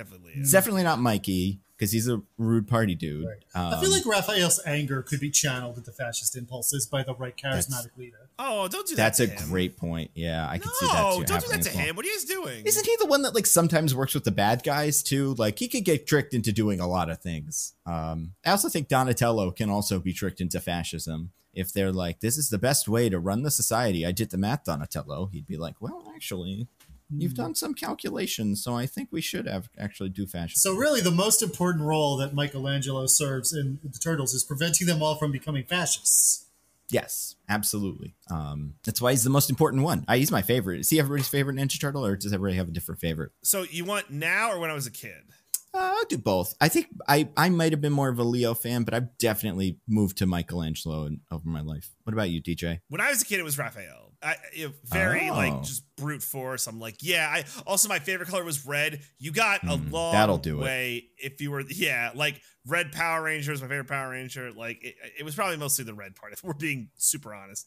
But now I'm a Donatello guy. I like Donatello. I like the nerds. Shout out to the nerds. Yeah. So, I mean, he was the best one in the video game because you could use the stick to hit people on other levels under you. It was cheating, but it was pretty good. It was great. What about you, Diggins? Did you have a favorite turtle? I didn't have a favorite turtle as a kid because I never really engaged with Teenage Mutant Ninja Turtles. What about when you saw the Michael Bay movie? What won you over in that one? Oh, God. If only I'd ever seen the Michael Bay movies. There's two of them. Oh, I mean, yeah. But by the time you saw the first one, you had a favorite already. Right. All in, baby. It was the one that plays, what's his name? The one from The Biggest Man movie. What's that movie? Jack Ryan, the show, I think. Or no, Jack Reacher? Jack Reacher. Jack Reacher's the movie with Tom Cruise. That's right. It's a show now on Amazon, and it's based on the books Jack Reacher, which is funny because it's just about the biggest man who ever lived, who was played by Tom Cruise in the movie. But anyway, that actor is one of the turtles, I think. So it's that one. You loved him. Exactly. Who is my favorite in this movie? That's actually kind of a hard. I might actually go with Leo. I found his inability to be cool endearing. So you like snitches because you're a monster. But he learned to not snitch. That was his character arc.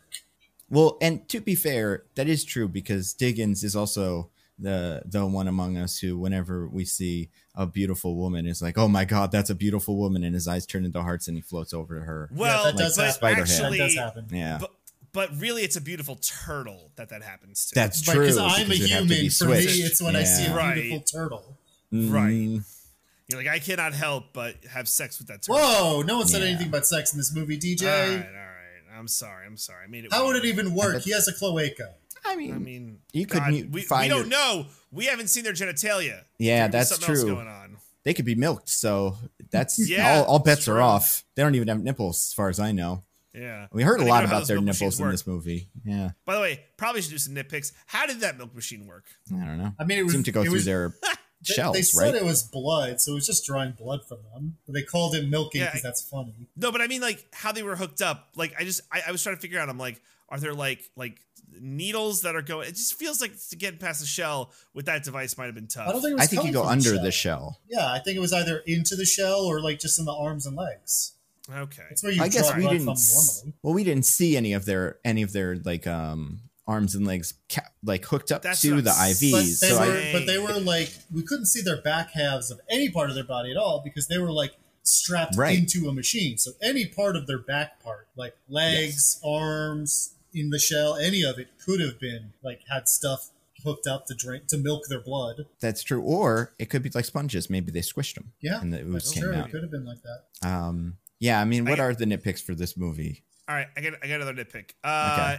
End of the movie, they're being crushed by super duper fly. Yep. And like some of their shells crack. That's like forever, right? Like turtle shells don't know. heal. Well, they grow, right? Like they don't start small. Like this, so there has to be a little bit of like maybe it is like a bone and it heals. I don't know. Turtles can heal their shells. They are made out of organic material that they can grow. It takes a long time, but they can do it if it cracks or something. Wow. All right. That makes sense. All right. Other nitpick. Do you like how they just put their finger to their ear to communicate? Oh my God. Did they do that? Explain it. Yeah. Well, they're big fans of Avengers 1 as well. So that's what they do in that movie. At least in Avenger, they explain it with Wakanda. We have the smallest finger to ear talk. Sure. But I'm talking about in Avengers 1 before any of that. Oh, Captain America just puts his hand up to his ear and it's like, guys, there's something happening, and you're like, I know it's like a silly overused nitpick, but it just happened in this movie. I mean, I didn't notice that, but it is a very loud bit of stuff that's happening at the end from a lot of distance. So it is like kind of that. It's almost like that Shazam bit where it's like you can't hear someone from that far away, no matter what's happening, even if you have wonderful turtle ears that probably aren't that great or whatever. Do turtles have ears? So like. I feel like they must have something pretty similar to ears. We can Google it, but I'm betting they have ears. Yeah. Okay, but not proper ears. No, yeah. They're not deaf. The flaps, skin cover internal ear bones, which are, so like vibrations, low frequency sound, stuff like that. Yeah. And I got one last nitpick. I know we kind of talked about this, but I kind of want to get into it. So they have the guns at the beginning of the movie, the bad guys that could demutinize things, right? And you see that and you're like, I think I know where this is going. And then, nope. Nope. No mutant ever gets demutinized.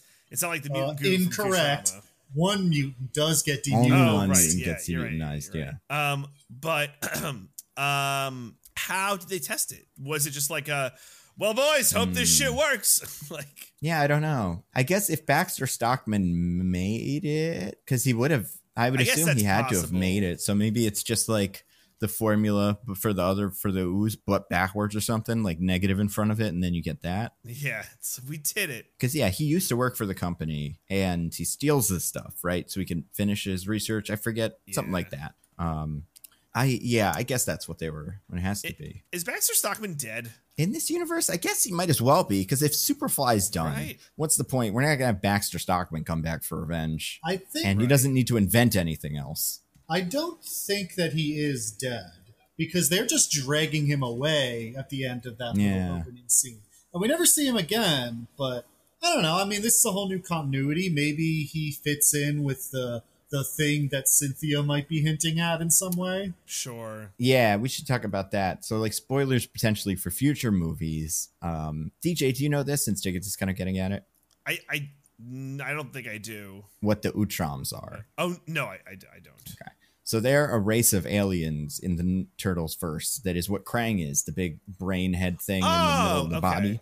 Is an Utrom or Utromite or something. So it's either implied or theorized, I guess, that she is one of them, and that's what she wants to ooze for or something. I see. And that accent screams alien who has heard some accents before and tried to do one. I'm telling you, gotta get Moose and Squirrel. Yep. Gotta get Moose and Squirrel. Do you know who voiced her? I did. I recognized her pretty. Actually, that's not true. Did not immediately, but by the third scene, I was able to put it together. That was everyone's favorite Funt, or what did they call her? What was the she used to do? What's her name? Kamala in the SNL sketches. Oh yeah. She was a cool aunt, and but she didn't call it that. She the funt. aunt, That's what it was. Aunt. She was yeah. the funt. Ryan's favorite funt. Maya Rudolph. That. Yeah. I watch SNL sketches all day. They're just on loop on YouTube. They're not good. I don't like most of them, but it looks familiar.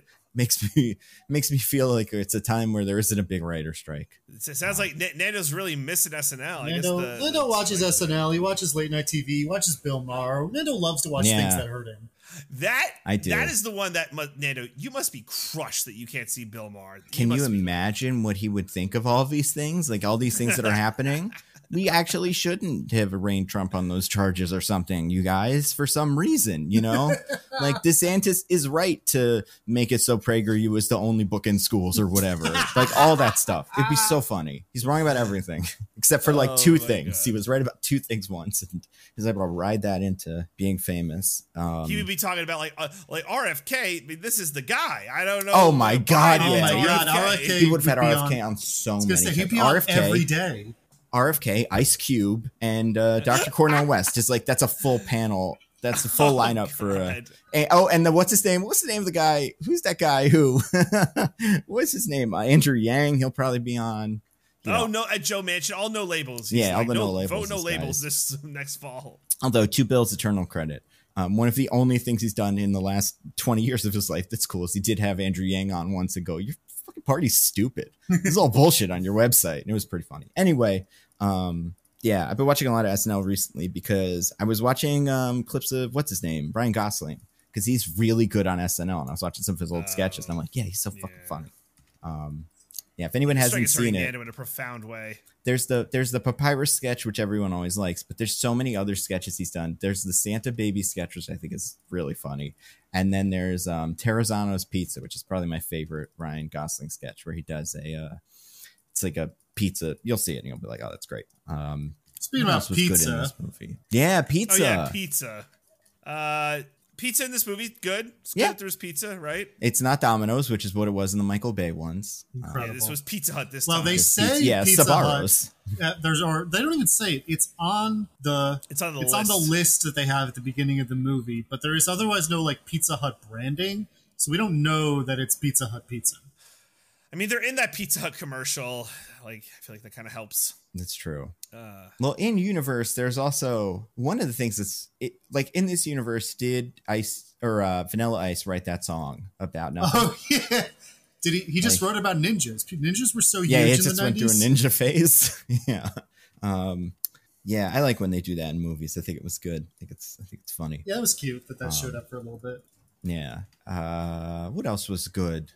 Anyway, I gotta say, I really hope that it wasn't supposed to all be Pizza Hut pizza they're having all the time, because that'd be like that one comic book panel where Spider-Man says that the best burger in New York is Five Guys. It's like, what are you, a tourist? Yeah. You're supposed to live here. He's right though. He's 100% not right. The best burger in New York is whatever greasy local spot is near your house. Yeah, I mean, honestly, I'd take Shake Shack over Five Guys just for what Spider-Man says in that moment. Although, depends on when he said it. If he said it today, I'd be like, all right, Spider-Man, you got to get out more. If he said it like 15 years ago, I'd be like, that is what New Yorkers say when they want to be cool. Or Five Guys was having a moment back then. Yeah. Yeah, I feel like I liked that they went, this is something that we'll never fucking see in another movie again. They all went into Times Square and the billboards weren't all for other movies and shit and like stuff Sony's actively trying to promote at this moment, like in the Spider-Man movie. That was nice. We did get the one like kind of cross promotion bit. Do you guys remember what that is? Happens in that scene actually. Plus thing. Is it sign up for Paramount Plus right now? It's when SpongeBob showed up. It is the SpongeBob thing. Yeah. Mascot in the Times Square. That was cute, but yeah. That's not even that bad, truth be told. No, there are SpongeBobs in Times Square, so it's and it was only they had the rights to them. Like a couple seconds. Yeah. Felt more like a reference than an ad. They did reference. There were. I don't want to say this is like a bad thing. They did reference a lot of things. Yeah, there was parts of that where I was like, we could step back with this a little bit. Yeah, I mean, kids do that though, right? Yeah, but it's annoying when they do it. I don't know. Like, It's true. I'm supposed to like these turtles, right? What about when they all start going off pretending to be mobsters and they're like, hey, give me a bacon, egg, and cheese? Honestly, I love that bit so much. So I was talking to Han about this in the car ride over. I think it all works just because they're actually 16 or whatever. Yeah, if those actors were 25-year-olds pretending to be 16-year-olds, it would be doable. I would hate it. Agreed. Well, apparently, much like Mark Ruffalo, the kids were allowed to improvise together a lot, which is why their dialogue sounds a little more realistically like teens talking to each other. Yeah. Who is Mark Ruffalo?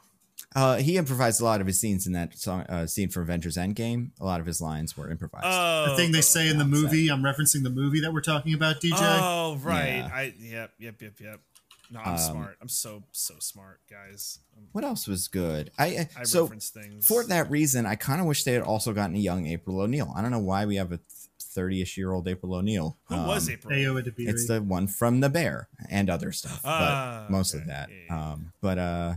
And like she was fine. I didn't dislike her in this. I think she did a good job of playing a teen. But you're right. It is weird that when we make a big point of making all the Teenage Mutant Ninja Turtles be teens, that April is not also a teen.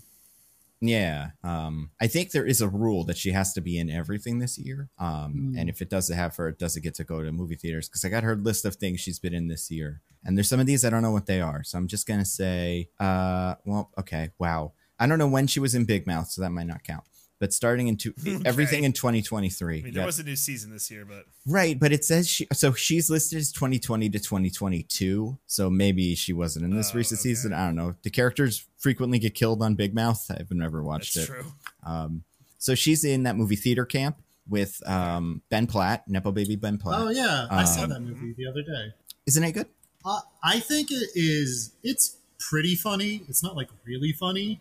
I don't think you would like it, Nando, just because it is kind of heavy on the this is clearly someone was told to improvise for 5 minutes and we picked the best bits.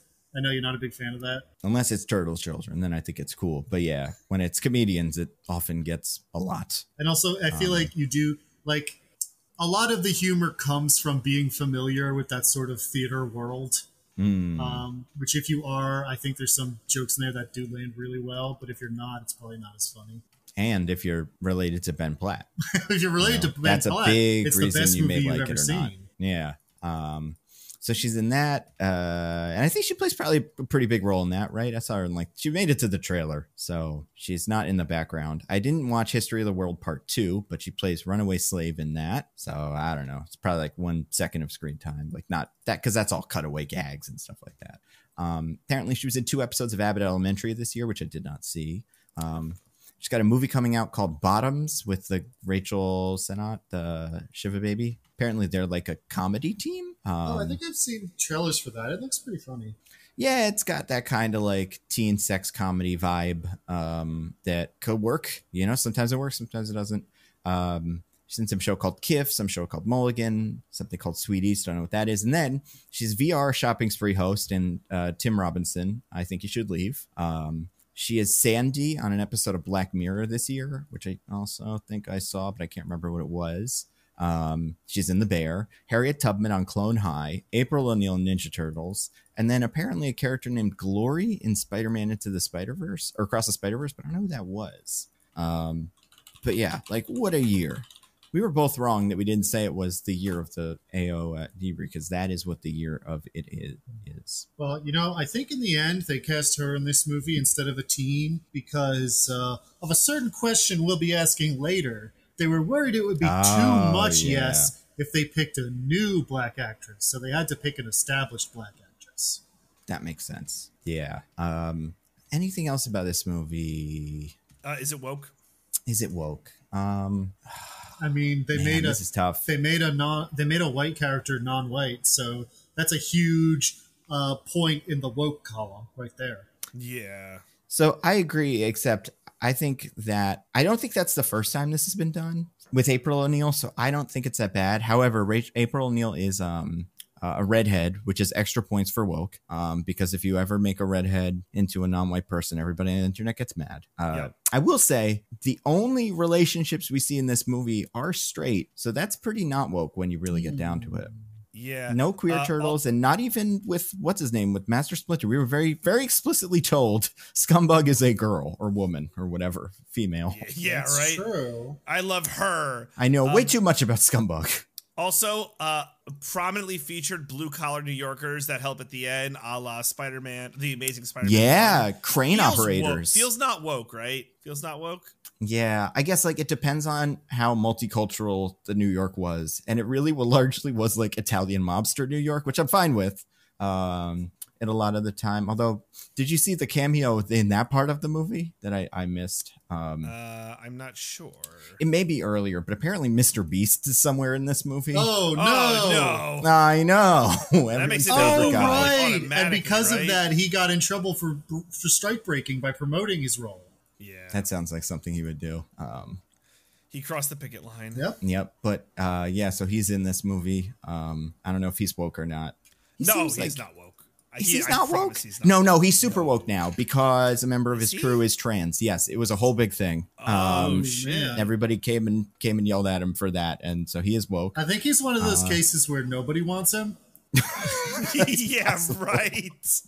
Yeah, is this movie woke? I do think the April O'Neil thing is as good as you get with any wokeness in this. Yeah, I wouldn't say there's any like overtly woke stuff in like the plot that your Ben Shapiro would get mad about. Yeah, honestly, like I feel like I'm sure there were some things in the high school that was like, the Pride Club or something, like flyers in the. Wait, guys, I'm almost positive. I got it. I got the ultimate proof that this movie is not woke. Oh, what's up? Because this is a movie all about how the marginalized people need to not hate the dominant ethnic group, and instead should be policing themselves to stop the bad marginalized group members who do hate the dominant ethnic group, and instead do respectability politics and play by the dominant ethnic group's rules until they're accepted in the framework of said dominant ethnic groups like society.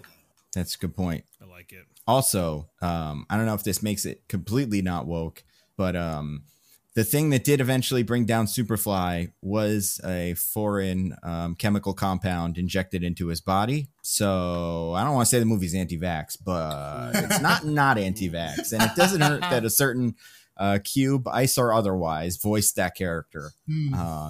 Yeah, I think this movie is not woke. I do think this would have been, I think I could see how a woke version of this exists. The one that the conservatives hate. And like to be fair, like the Turtles, I'm pretty sure at least one of the Turtle children is a black like voice actor. So there's something. That's something. Did all the Turtles used to be voiced by white people, and then they could get angry about that if they want? But yeah, that's fair. They didn't sneak in. What's her name? What's the name of the female turtle who everyone hates? Venus de Milo. Mona Lisa. Venus de Milo. Yeah, to her, that would have gotten lots of ire. Hell yeah. Yeah, there wasn't a bit where like they got mad at Splinter for cultural appropriation or something. I don't know. I could see that being here too. I mean, that part though. There was a little bit where they get mad at Mikey for saying non-PC words. I kind of remember that, but I don't remember what it was. Well, it's not like a real life one. He says that Leo ratted them out, and Splinter's like, "Hey, that's not cool." Yeah, that's right. I was going to say, I thought you were talking about that bit where they're doing the laundry or the list of stuff that they have to buy. And then they're like, and by the way, remember what Father always told us, that humans are bad and will hate you whenever. And then when it ends, I think Leo or someone's like, and that is, a very racist thing that we just said, but it is what we were taught. So whatever. Yeah. So that was actually really good. Yeah. That was pretty woke. But yeah, no, I think the movie is, I think this is not that woke. So I convinced myself with my own argument, not woke. And it made an okay amount of money, but nothing crazy. It didn't make enough money to be not woke, like Barbie did, apparently, because that has happened now. Yeah. When do you think we're going to get termites have come out of the woodwork? When are we going to get the Ben Shapiro walk back where he says, like, actually, Barbie wasn't that woke? I don't know if he'll do it, but enough of them have done it that I think it has happened. I think he'll just ignore it. Although I've seen videos of him ranting about how Barbie's going to flop. Have you seen these? Yeah. Where he's like in front of a Barbie dream house? That he built with his own two hands. Yeah, like where did he get it? Well, that's where he lives, Nando. Yeah, that's why he hates Barbie. She's way too tall for him. It proposes a world where men are tall and large, and he is small. Now, that Polly Pocket movie starring Lena Dunham or whatever, he is very on board for that. He might actually have a role lined up. Oh my god! As Petey Pocket or whatever the boy in that's name is. Yeah, I was gonna say one other thing I thought was cool. Remember the bit where Master Splinter did Jackie Chan stuff at him? That was fun, wasn't it? You know, It was fun. a little fight where he yeah. fell on a chair and then picked up the chair and used the chair as part of it. It's like, yeah, I like that he that's got Jackie his little Chan. moment. Yeah, and I thought he was funny. I forget what there was one line. Oh, you know what else was kind of. It just bordered on being too cute, but I actually kind of liked it. Was when he brought out all the Chris's and said Chris Pine has nice eyebrows. Yes. I thought that was. If it was anything else, if he was like the Hollywood Chris's, we love the Hollywood Chris's, that's fine. But the way he said like nice eyebrows, Chris Pine, I was like, yeah, he does have nice eyebrows. So is that the opposite end of the scale from Keegan Michael Key from going Pinocchio? Yeah, we'll call you Chris Pine. Was that this year or was that last year? That was last year. That was this, Damn it. I was going to say, this is the year of Chris Pine, baby. Because last year was the year of Ninja Pinocchio. Turtles think he's hot. Yeah, and last year was the year of Pinocchio. Oh, right. Yeah. 100%.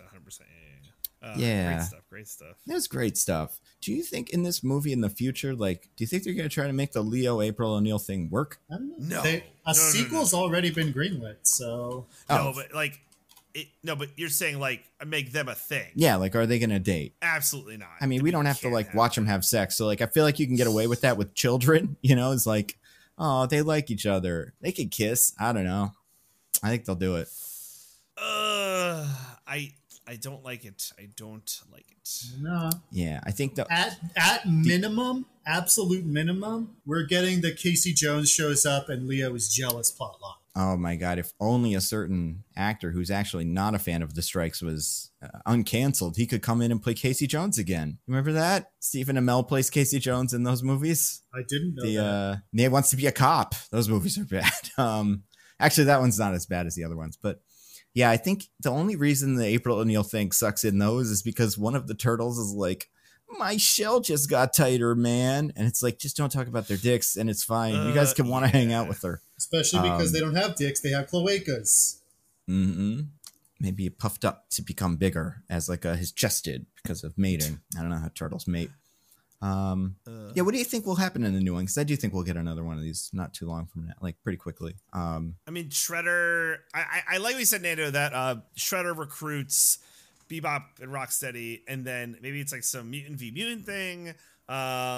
You have to have, because classic sequel with teenagers, like this will be like Shazam 2, but better, where like all the guys are doing their own thing and Leo's trying to keep the group together, but he can't because they're all doing like their own shit. Oh, like, yeah. Mikey's doing improv, Leo's or Raph is just doing karate, and Donatello's in like the D&D club or whatever, and then like he just cannot get the crew together, and that's gonna be a whole fucking thing. Donatello's obviously in the anime club because he's a weeb. Okay, yeah. well, you know, but you can do both, Diggins. That's true. You should know. I don't know why I say that like that. Yeah, why? It's not like I'm a big anime fan. Yeah, you cool, normal, like the rest of us. Mm-hmm. Yeah, I feel like, see, my only problem, or like worry, fear, I guess, let's say, is they jump to the Ultramites a little too quickly. Like, I do think we need a movie of Shredder, and then we can do Krang after that. I do think Shredder and Baxter Stockman could make more mutants, maybe. Okay, yeah. I don't know which ones are left, but like there's got to be some. And yeah, like I'm looking at a list of their villains. They got somebody named Tiger Claw, who's like a little cat guy. That guy could be cool. And yeah, I think we'll have to get Casey Jones in the next one too. He'll be like their human. Makes a lot of sense. You know what it'll be? It'll be, I think they did this in the movie too. April will be kind of into Casey Jones and Leo will be upset about it or something. Yeah, that was my prediction. Yeah, I think that's right. So I think we're getting that. And then maybe, do you think they kill Master Splinter? Oh God, that's rough. I know, but like that would be how you raise no. the stakes with Shredder. If you want to have him be their Joker, he has to do something so terrible. Yeah, that feels like a huge escalation. Yeah, I hope they don't. Yeah, I mean, me as well. But we will see. Yeah, that'd be interesting. I'm interested where this ends up. Could be cool. Mm-hmm. This could be good. Yeah, for sure. And also, the only other thing is this is a Nickelodeon property. So do you think there's ever some sort of like crossover like that Super Smash Brothers game they tried to make where these guys hang out with Avatar and fucking SpongeBob and stuff? Garfield. Oh, that's so fucking likely. Yeah, like I don't know how they fall into the extended universe of Nickelodeon, but I think it might happen. Yeah, I would say odds are likely of that one. Yeah, they're gonna just like the Illumination's building up to the Smash Brothers movie. They're gonna be building up to the Nickelodeon All Stars Brawl or whatever the hell it's called movie. Yeah, I mean, I think the way we'll know if that's happening is if at some point in the next movie the Turtles go through some portal or something to like some other world, so that because you have to have portals so that they can use the portals to go to the other game dimensions or whatever. And like if they go through a portal to the Ultramite homeworld, then I'm like, that's what they're gonna do. Do you think if they do the Super Smash Brothers movie that they will cross over with the Sonic movies? No, I don't think they'll need to. I think they should, kind of. Like, at this point, it's like, why not? But I think they'll keep it to Nintendo stuff so they have more control over it. Yeah. That feels like a poison that I don't know we can bear. I mean, even in the games, it didn't happen until, the second game. So maybe it won't be in the first one, but later they'll open up to that. I mean, and to be fair, like, Sonic in those movies has, like, universe-altering powers, and he can like go through portals to wherever, so it would be pretty easy for Sonic to just show up at the end of like post-credit scene for 1, and then he's the main character in 2. I don't know, but yeah, all right, you guys want to get to our classic segment? Let us get to our classic segment. All right, let's recommend some things to the fine people. DJ, do you have anything to recommend? I do. So I got 2 things. One, I don't think this is illegal because we've done this before. So the first thing I'm going to recommend is so I saw Sweeney Todd on Broadway, the Demon Barber of Fleet Street. Yeah, oh my god, guys, it's so fucking good. It's gosh, I'm geeking that much. No, like okay, say real words. Annalee Ashford as Mrs. Lovett like steals the show. Yeah, she's good. If you don't know what Sweeney Todd is, are you living under a rock? Come on, it's Sweeney Todd. Have they not heard the tale of Sweeney Todd? The Demon Barber of Fleet Street. Oh my god, they have to hear the tale of Sweeney Todd. Yeah. Everybody get in a big huddle and then flop around and whatever they do in that first number. So Michelle and I went. We actually won the lottery. So we were very fortunate. So you used your mega billions of dollars to buy tickets to Sweeney Todd. Yeah, but unfortunately they had to spend all of their mega billions buying those 2 tickets to Sweeney Todd. So they're no longer rich. That is. Yeah. This is the thing, Broadway. It's just not accessible to most of the people anymore. It's not. That's the problem. So we won the lottery. We had tickets to the very front row. It was like an awesome experience. I like locked eyes with Josh Groban, his beautiful eyes. And why do I say all this? Just because you know what, guys, life is short, and I'm not making any like predictions or saying anything, but what I am saying, based off, I cannot emphasize this enough. This is based off nothing. This is based off zero, absolute no information. I know nothing. Oh, I am so excited to hear what this is. God. You're going to kill Josh Groban? It's possible that this run might be not like a limited run, but not a long run. That is based off nothing. I have no idea about anything. It's just nobody's spouse has told them anything. Yeah. Exactly. Josh Groban does not have a gambling problem, and they're not going to make him do baseball for a year. This is not one of those situations. Don't listen to what anybody tells you. It's not true. It'd be funny if he did have a gambling problem and got into baseball, though. If that was just the pipeline, it's like, fuck, the mob owes me a lot. I'm like, guess I'll do baseball and give you a bat and a hat. Now. Yeah. Is that why that happened? Because the mob just loves seeing it, I don't know. If you believe certain rumors, that is what happened. That is absolutely why that happened.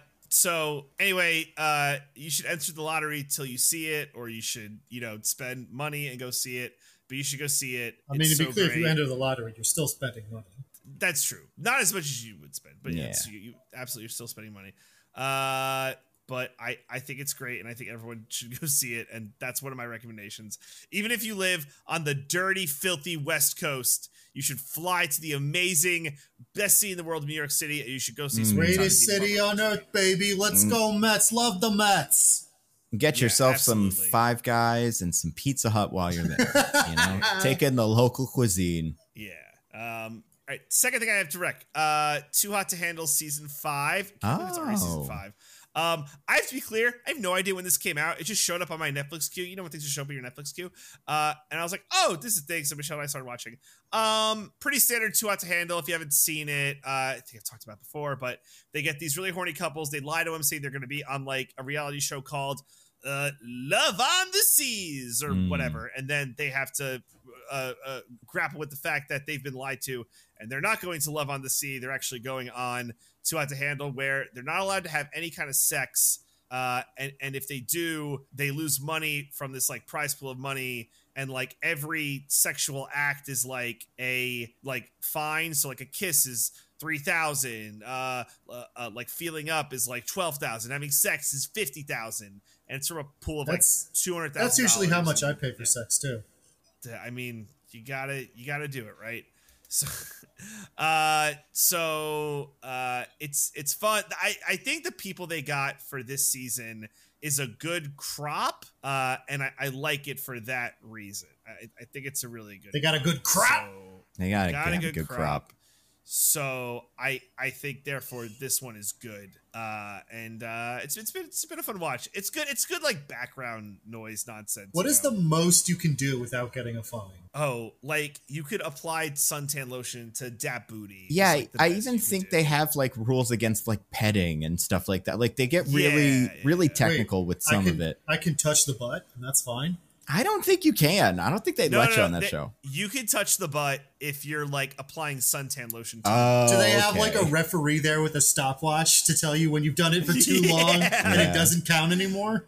Too much butt touching. Yeah, that would be so funny. Oh my God. Yeah, that's what they should do.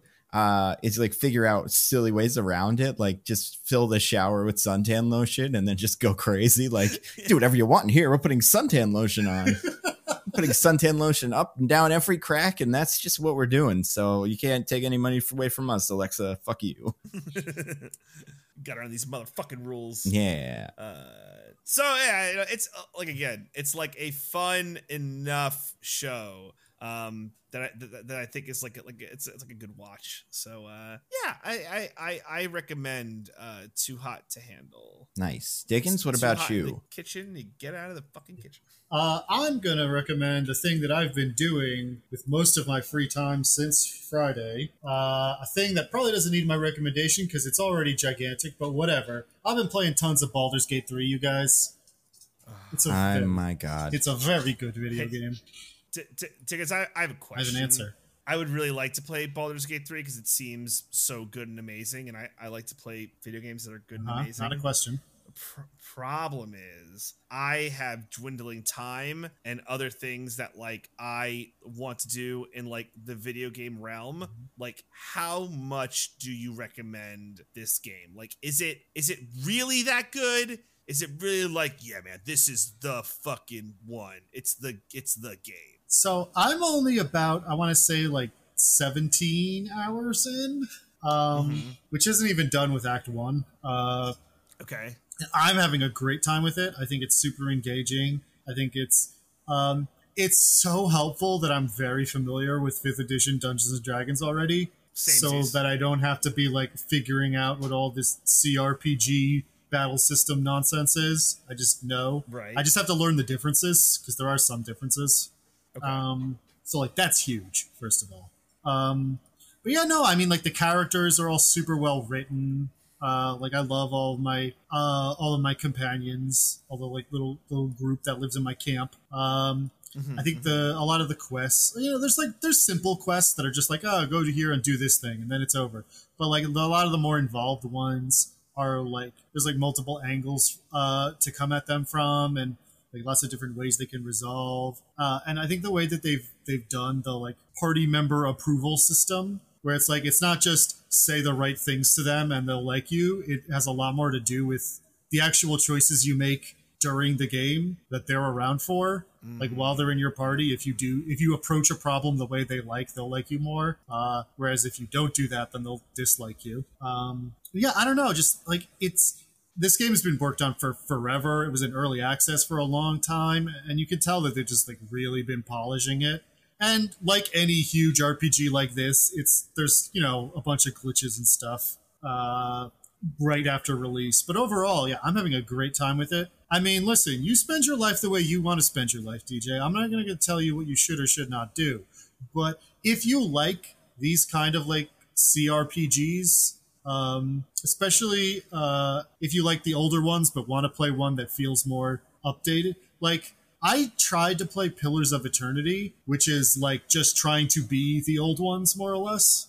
And I kind of bounced off it because the game systems to me were just too obtuse to grapple with. This feels like a modern version of those in a way that that game didn't, where I'm like, I don't feel like I have to know a million things just to understand what happened in one turn of combat. But it gets that feeling of like that old school, like getting a party together and like playing a D&D campaign. That's really cool.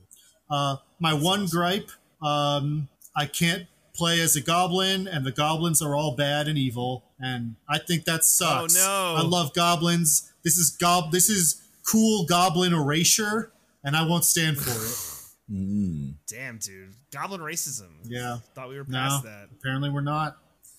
Anyway, shame. That's my rec. What about you, Nando?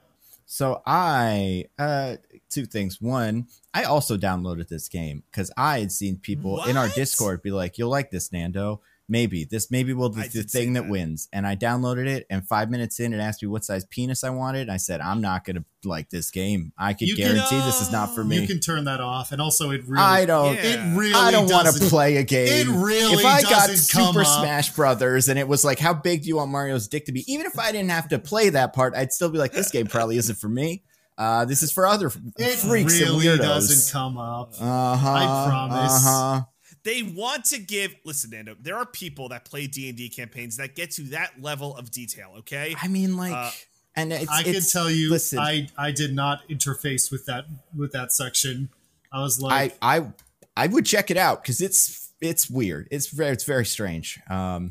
I didn't hate it. I'm very confused by the whole game. I don't think I really understand how any of it works. But you unlike DJ and I have never played 5th edition Dungeons and Dragons, so you are grappling with a whole bunch of systems you don't know.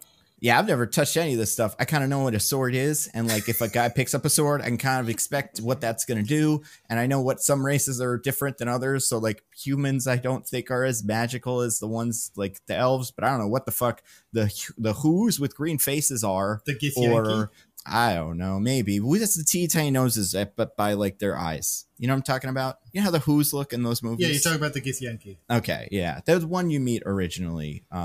Like I've never heard of them, so I don't know what the like. You see a halfling or something, you're like, oh yeah, I kind of know. But this thing, I'm like, what the fuck is this? This is like this might as well be like fucking the bad guy from Harry Potter or something. I don't know. Well, Nando, if you want me to like hop in with you and guide your hips at some point, because it is a multiplayer game. I was gonna say, well, that might be part of it, honestly. We'll see. I think I got to the part where things started happening, and then I was kind of like, I have other things to do. Did you get off the ship? I did, yeah. I got past that. Okay. And I've watched a couple videos that kind of explain how parts of it work, so I do understand like certain things, but so you have met my girlfriend, Lazelle. Which one's that? The Githyanki. Oh, okay, yeah. I don't remember any of their names. I've only met her and one other woman who was in the pod. Shadowheart, yeah, you're right. Yeah, how did I forget that name?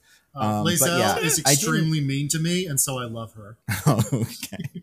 Yeah, I didn't hate it. I do think I kind of expected this to be more like Elden Ring, where like I've never played any of those games either. But it's like, well, you pick it up and you'll kind of get it. And that's not what this was. Yeah, but it may work out. I would not say that this is as welcoming to newcomers as Elden Ring is. And like this really is like the last frontier in gaming for me. I feel like I've played all kinds of other games. There's really nothing left that I don't think if I touched it for the first time, I'd be like able to kind of figure it out. Well, one day we'll do the charity Mostly Adventuring podcast. Yeah. Ooh, that's true. I love that. I mean, would we do it in this? Can this be something that we would do it in? It can all be theater of the mind if you want. It doesn't have to be like with like maps and stuff. No, I mean like in this, I mean like in that game, the Baldur's Gate game. Wow, that would just be playing a game. Like you can't like make your own stories with it, at least not yet. Oh, okay. But we can play like that like I feel like Baldur's Gate, like you can make your own. That's story. what I understood not, like, is literally, like, but like you can do whatever the fuck you want, and you can jump into other people's games a little bit in a way that's like kind of you can fully jump into someone else's game. You can just like make a character and like join their game as a member of their party. Can I be the woman who you hate sister who disapproves of you or something? Can I show up and be like, Jenny, you got to stop with him. That Diggins is trouble. I don't know what her name is. I already forgot. You mean the woman that I love, sister? Yeah, that one. The one that doesn't approve of you. She doesn't approve of me either, so that wouldn't be... Oh, yeah, I guess that's true. Maybe I'd have to... I'm trying to think. Maybe I could be her dad, and I could be like trying to get you guys together, like Modern Family. Maybe the Phil Dunphy of this, with a little tiny nose up close to my eyes and green skin. Anyway, the thing that I did like this week, or like would heartily recommend because I understood it, is I watched the Twisted Metal show on Peacock, and you guys, it's good. It's actually pretty good. People keep saying those words, and my brain can't process them. So I think it'll take you a couple episodes to fully understand why it's good. I think you'll still enjoy the first 2 episodes, and you'll be like, this is kind of fun.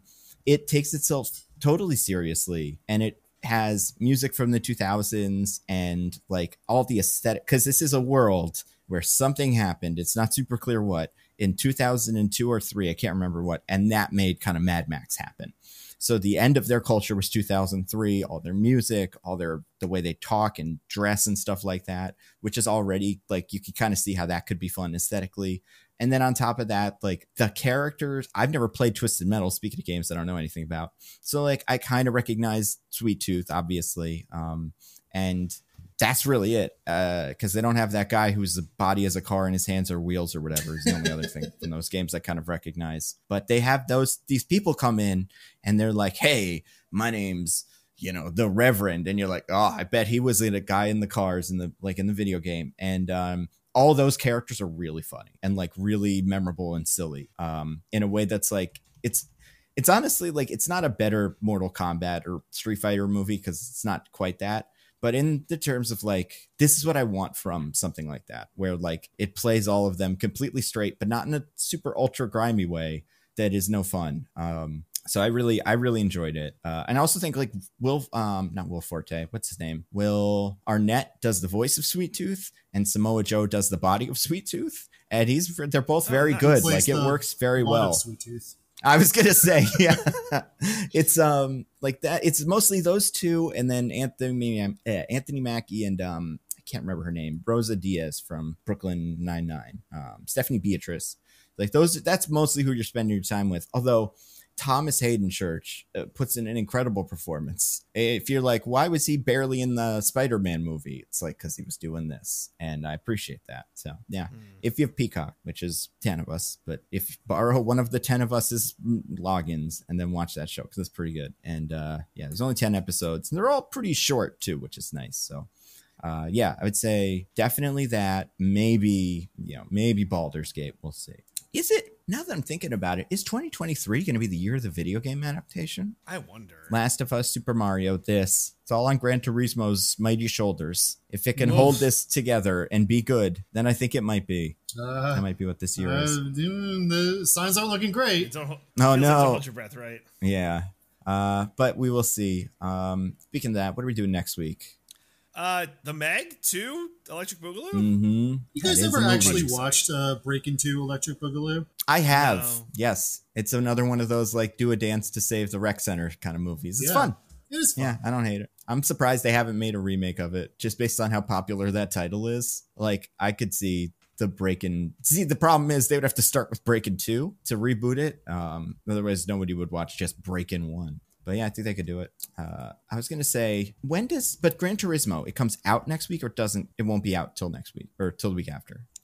Gran Turismo limited release this weekend, full release in 2 weekends. Okay. That's like the shit they're doing. Have there been reviews? I haven't seen any. There's been some. I haven't seen any either. Oh, okay. There's 40 on Rotten Tomatoes where it has a 60%. What? Wow. That's almost possible. Exactly what Super Mario Brothers has. So it might be the second highest grossing movie of the year, if that tracks. speaking of things, DJ, do you have anything to plug for the fine people? Oh my gosh, it's same, just like Roses and Rejections as we near our finality to the end of charity season. And then it'll be some Golden Bachelor, probably some Too Hot to Handle. Oh my God, the Golden Bachelor. Yeah. He's old. Yeah, I curious if anyone actually watched that shit. So does the Golden Bachelor take a golden shower? Oh my God, I don't know why you would sully this. Does he get buried with his golden arm?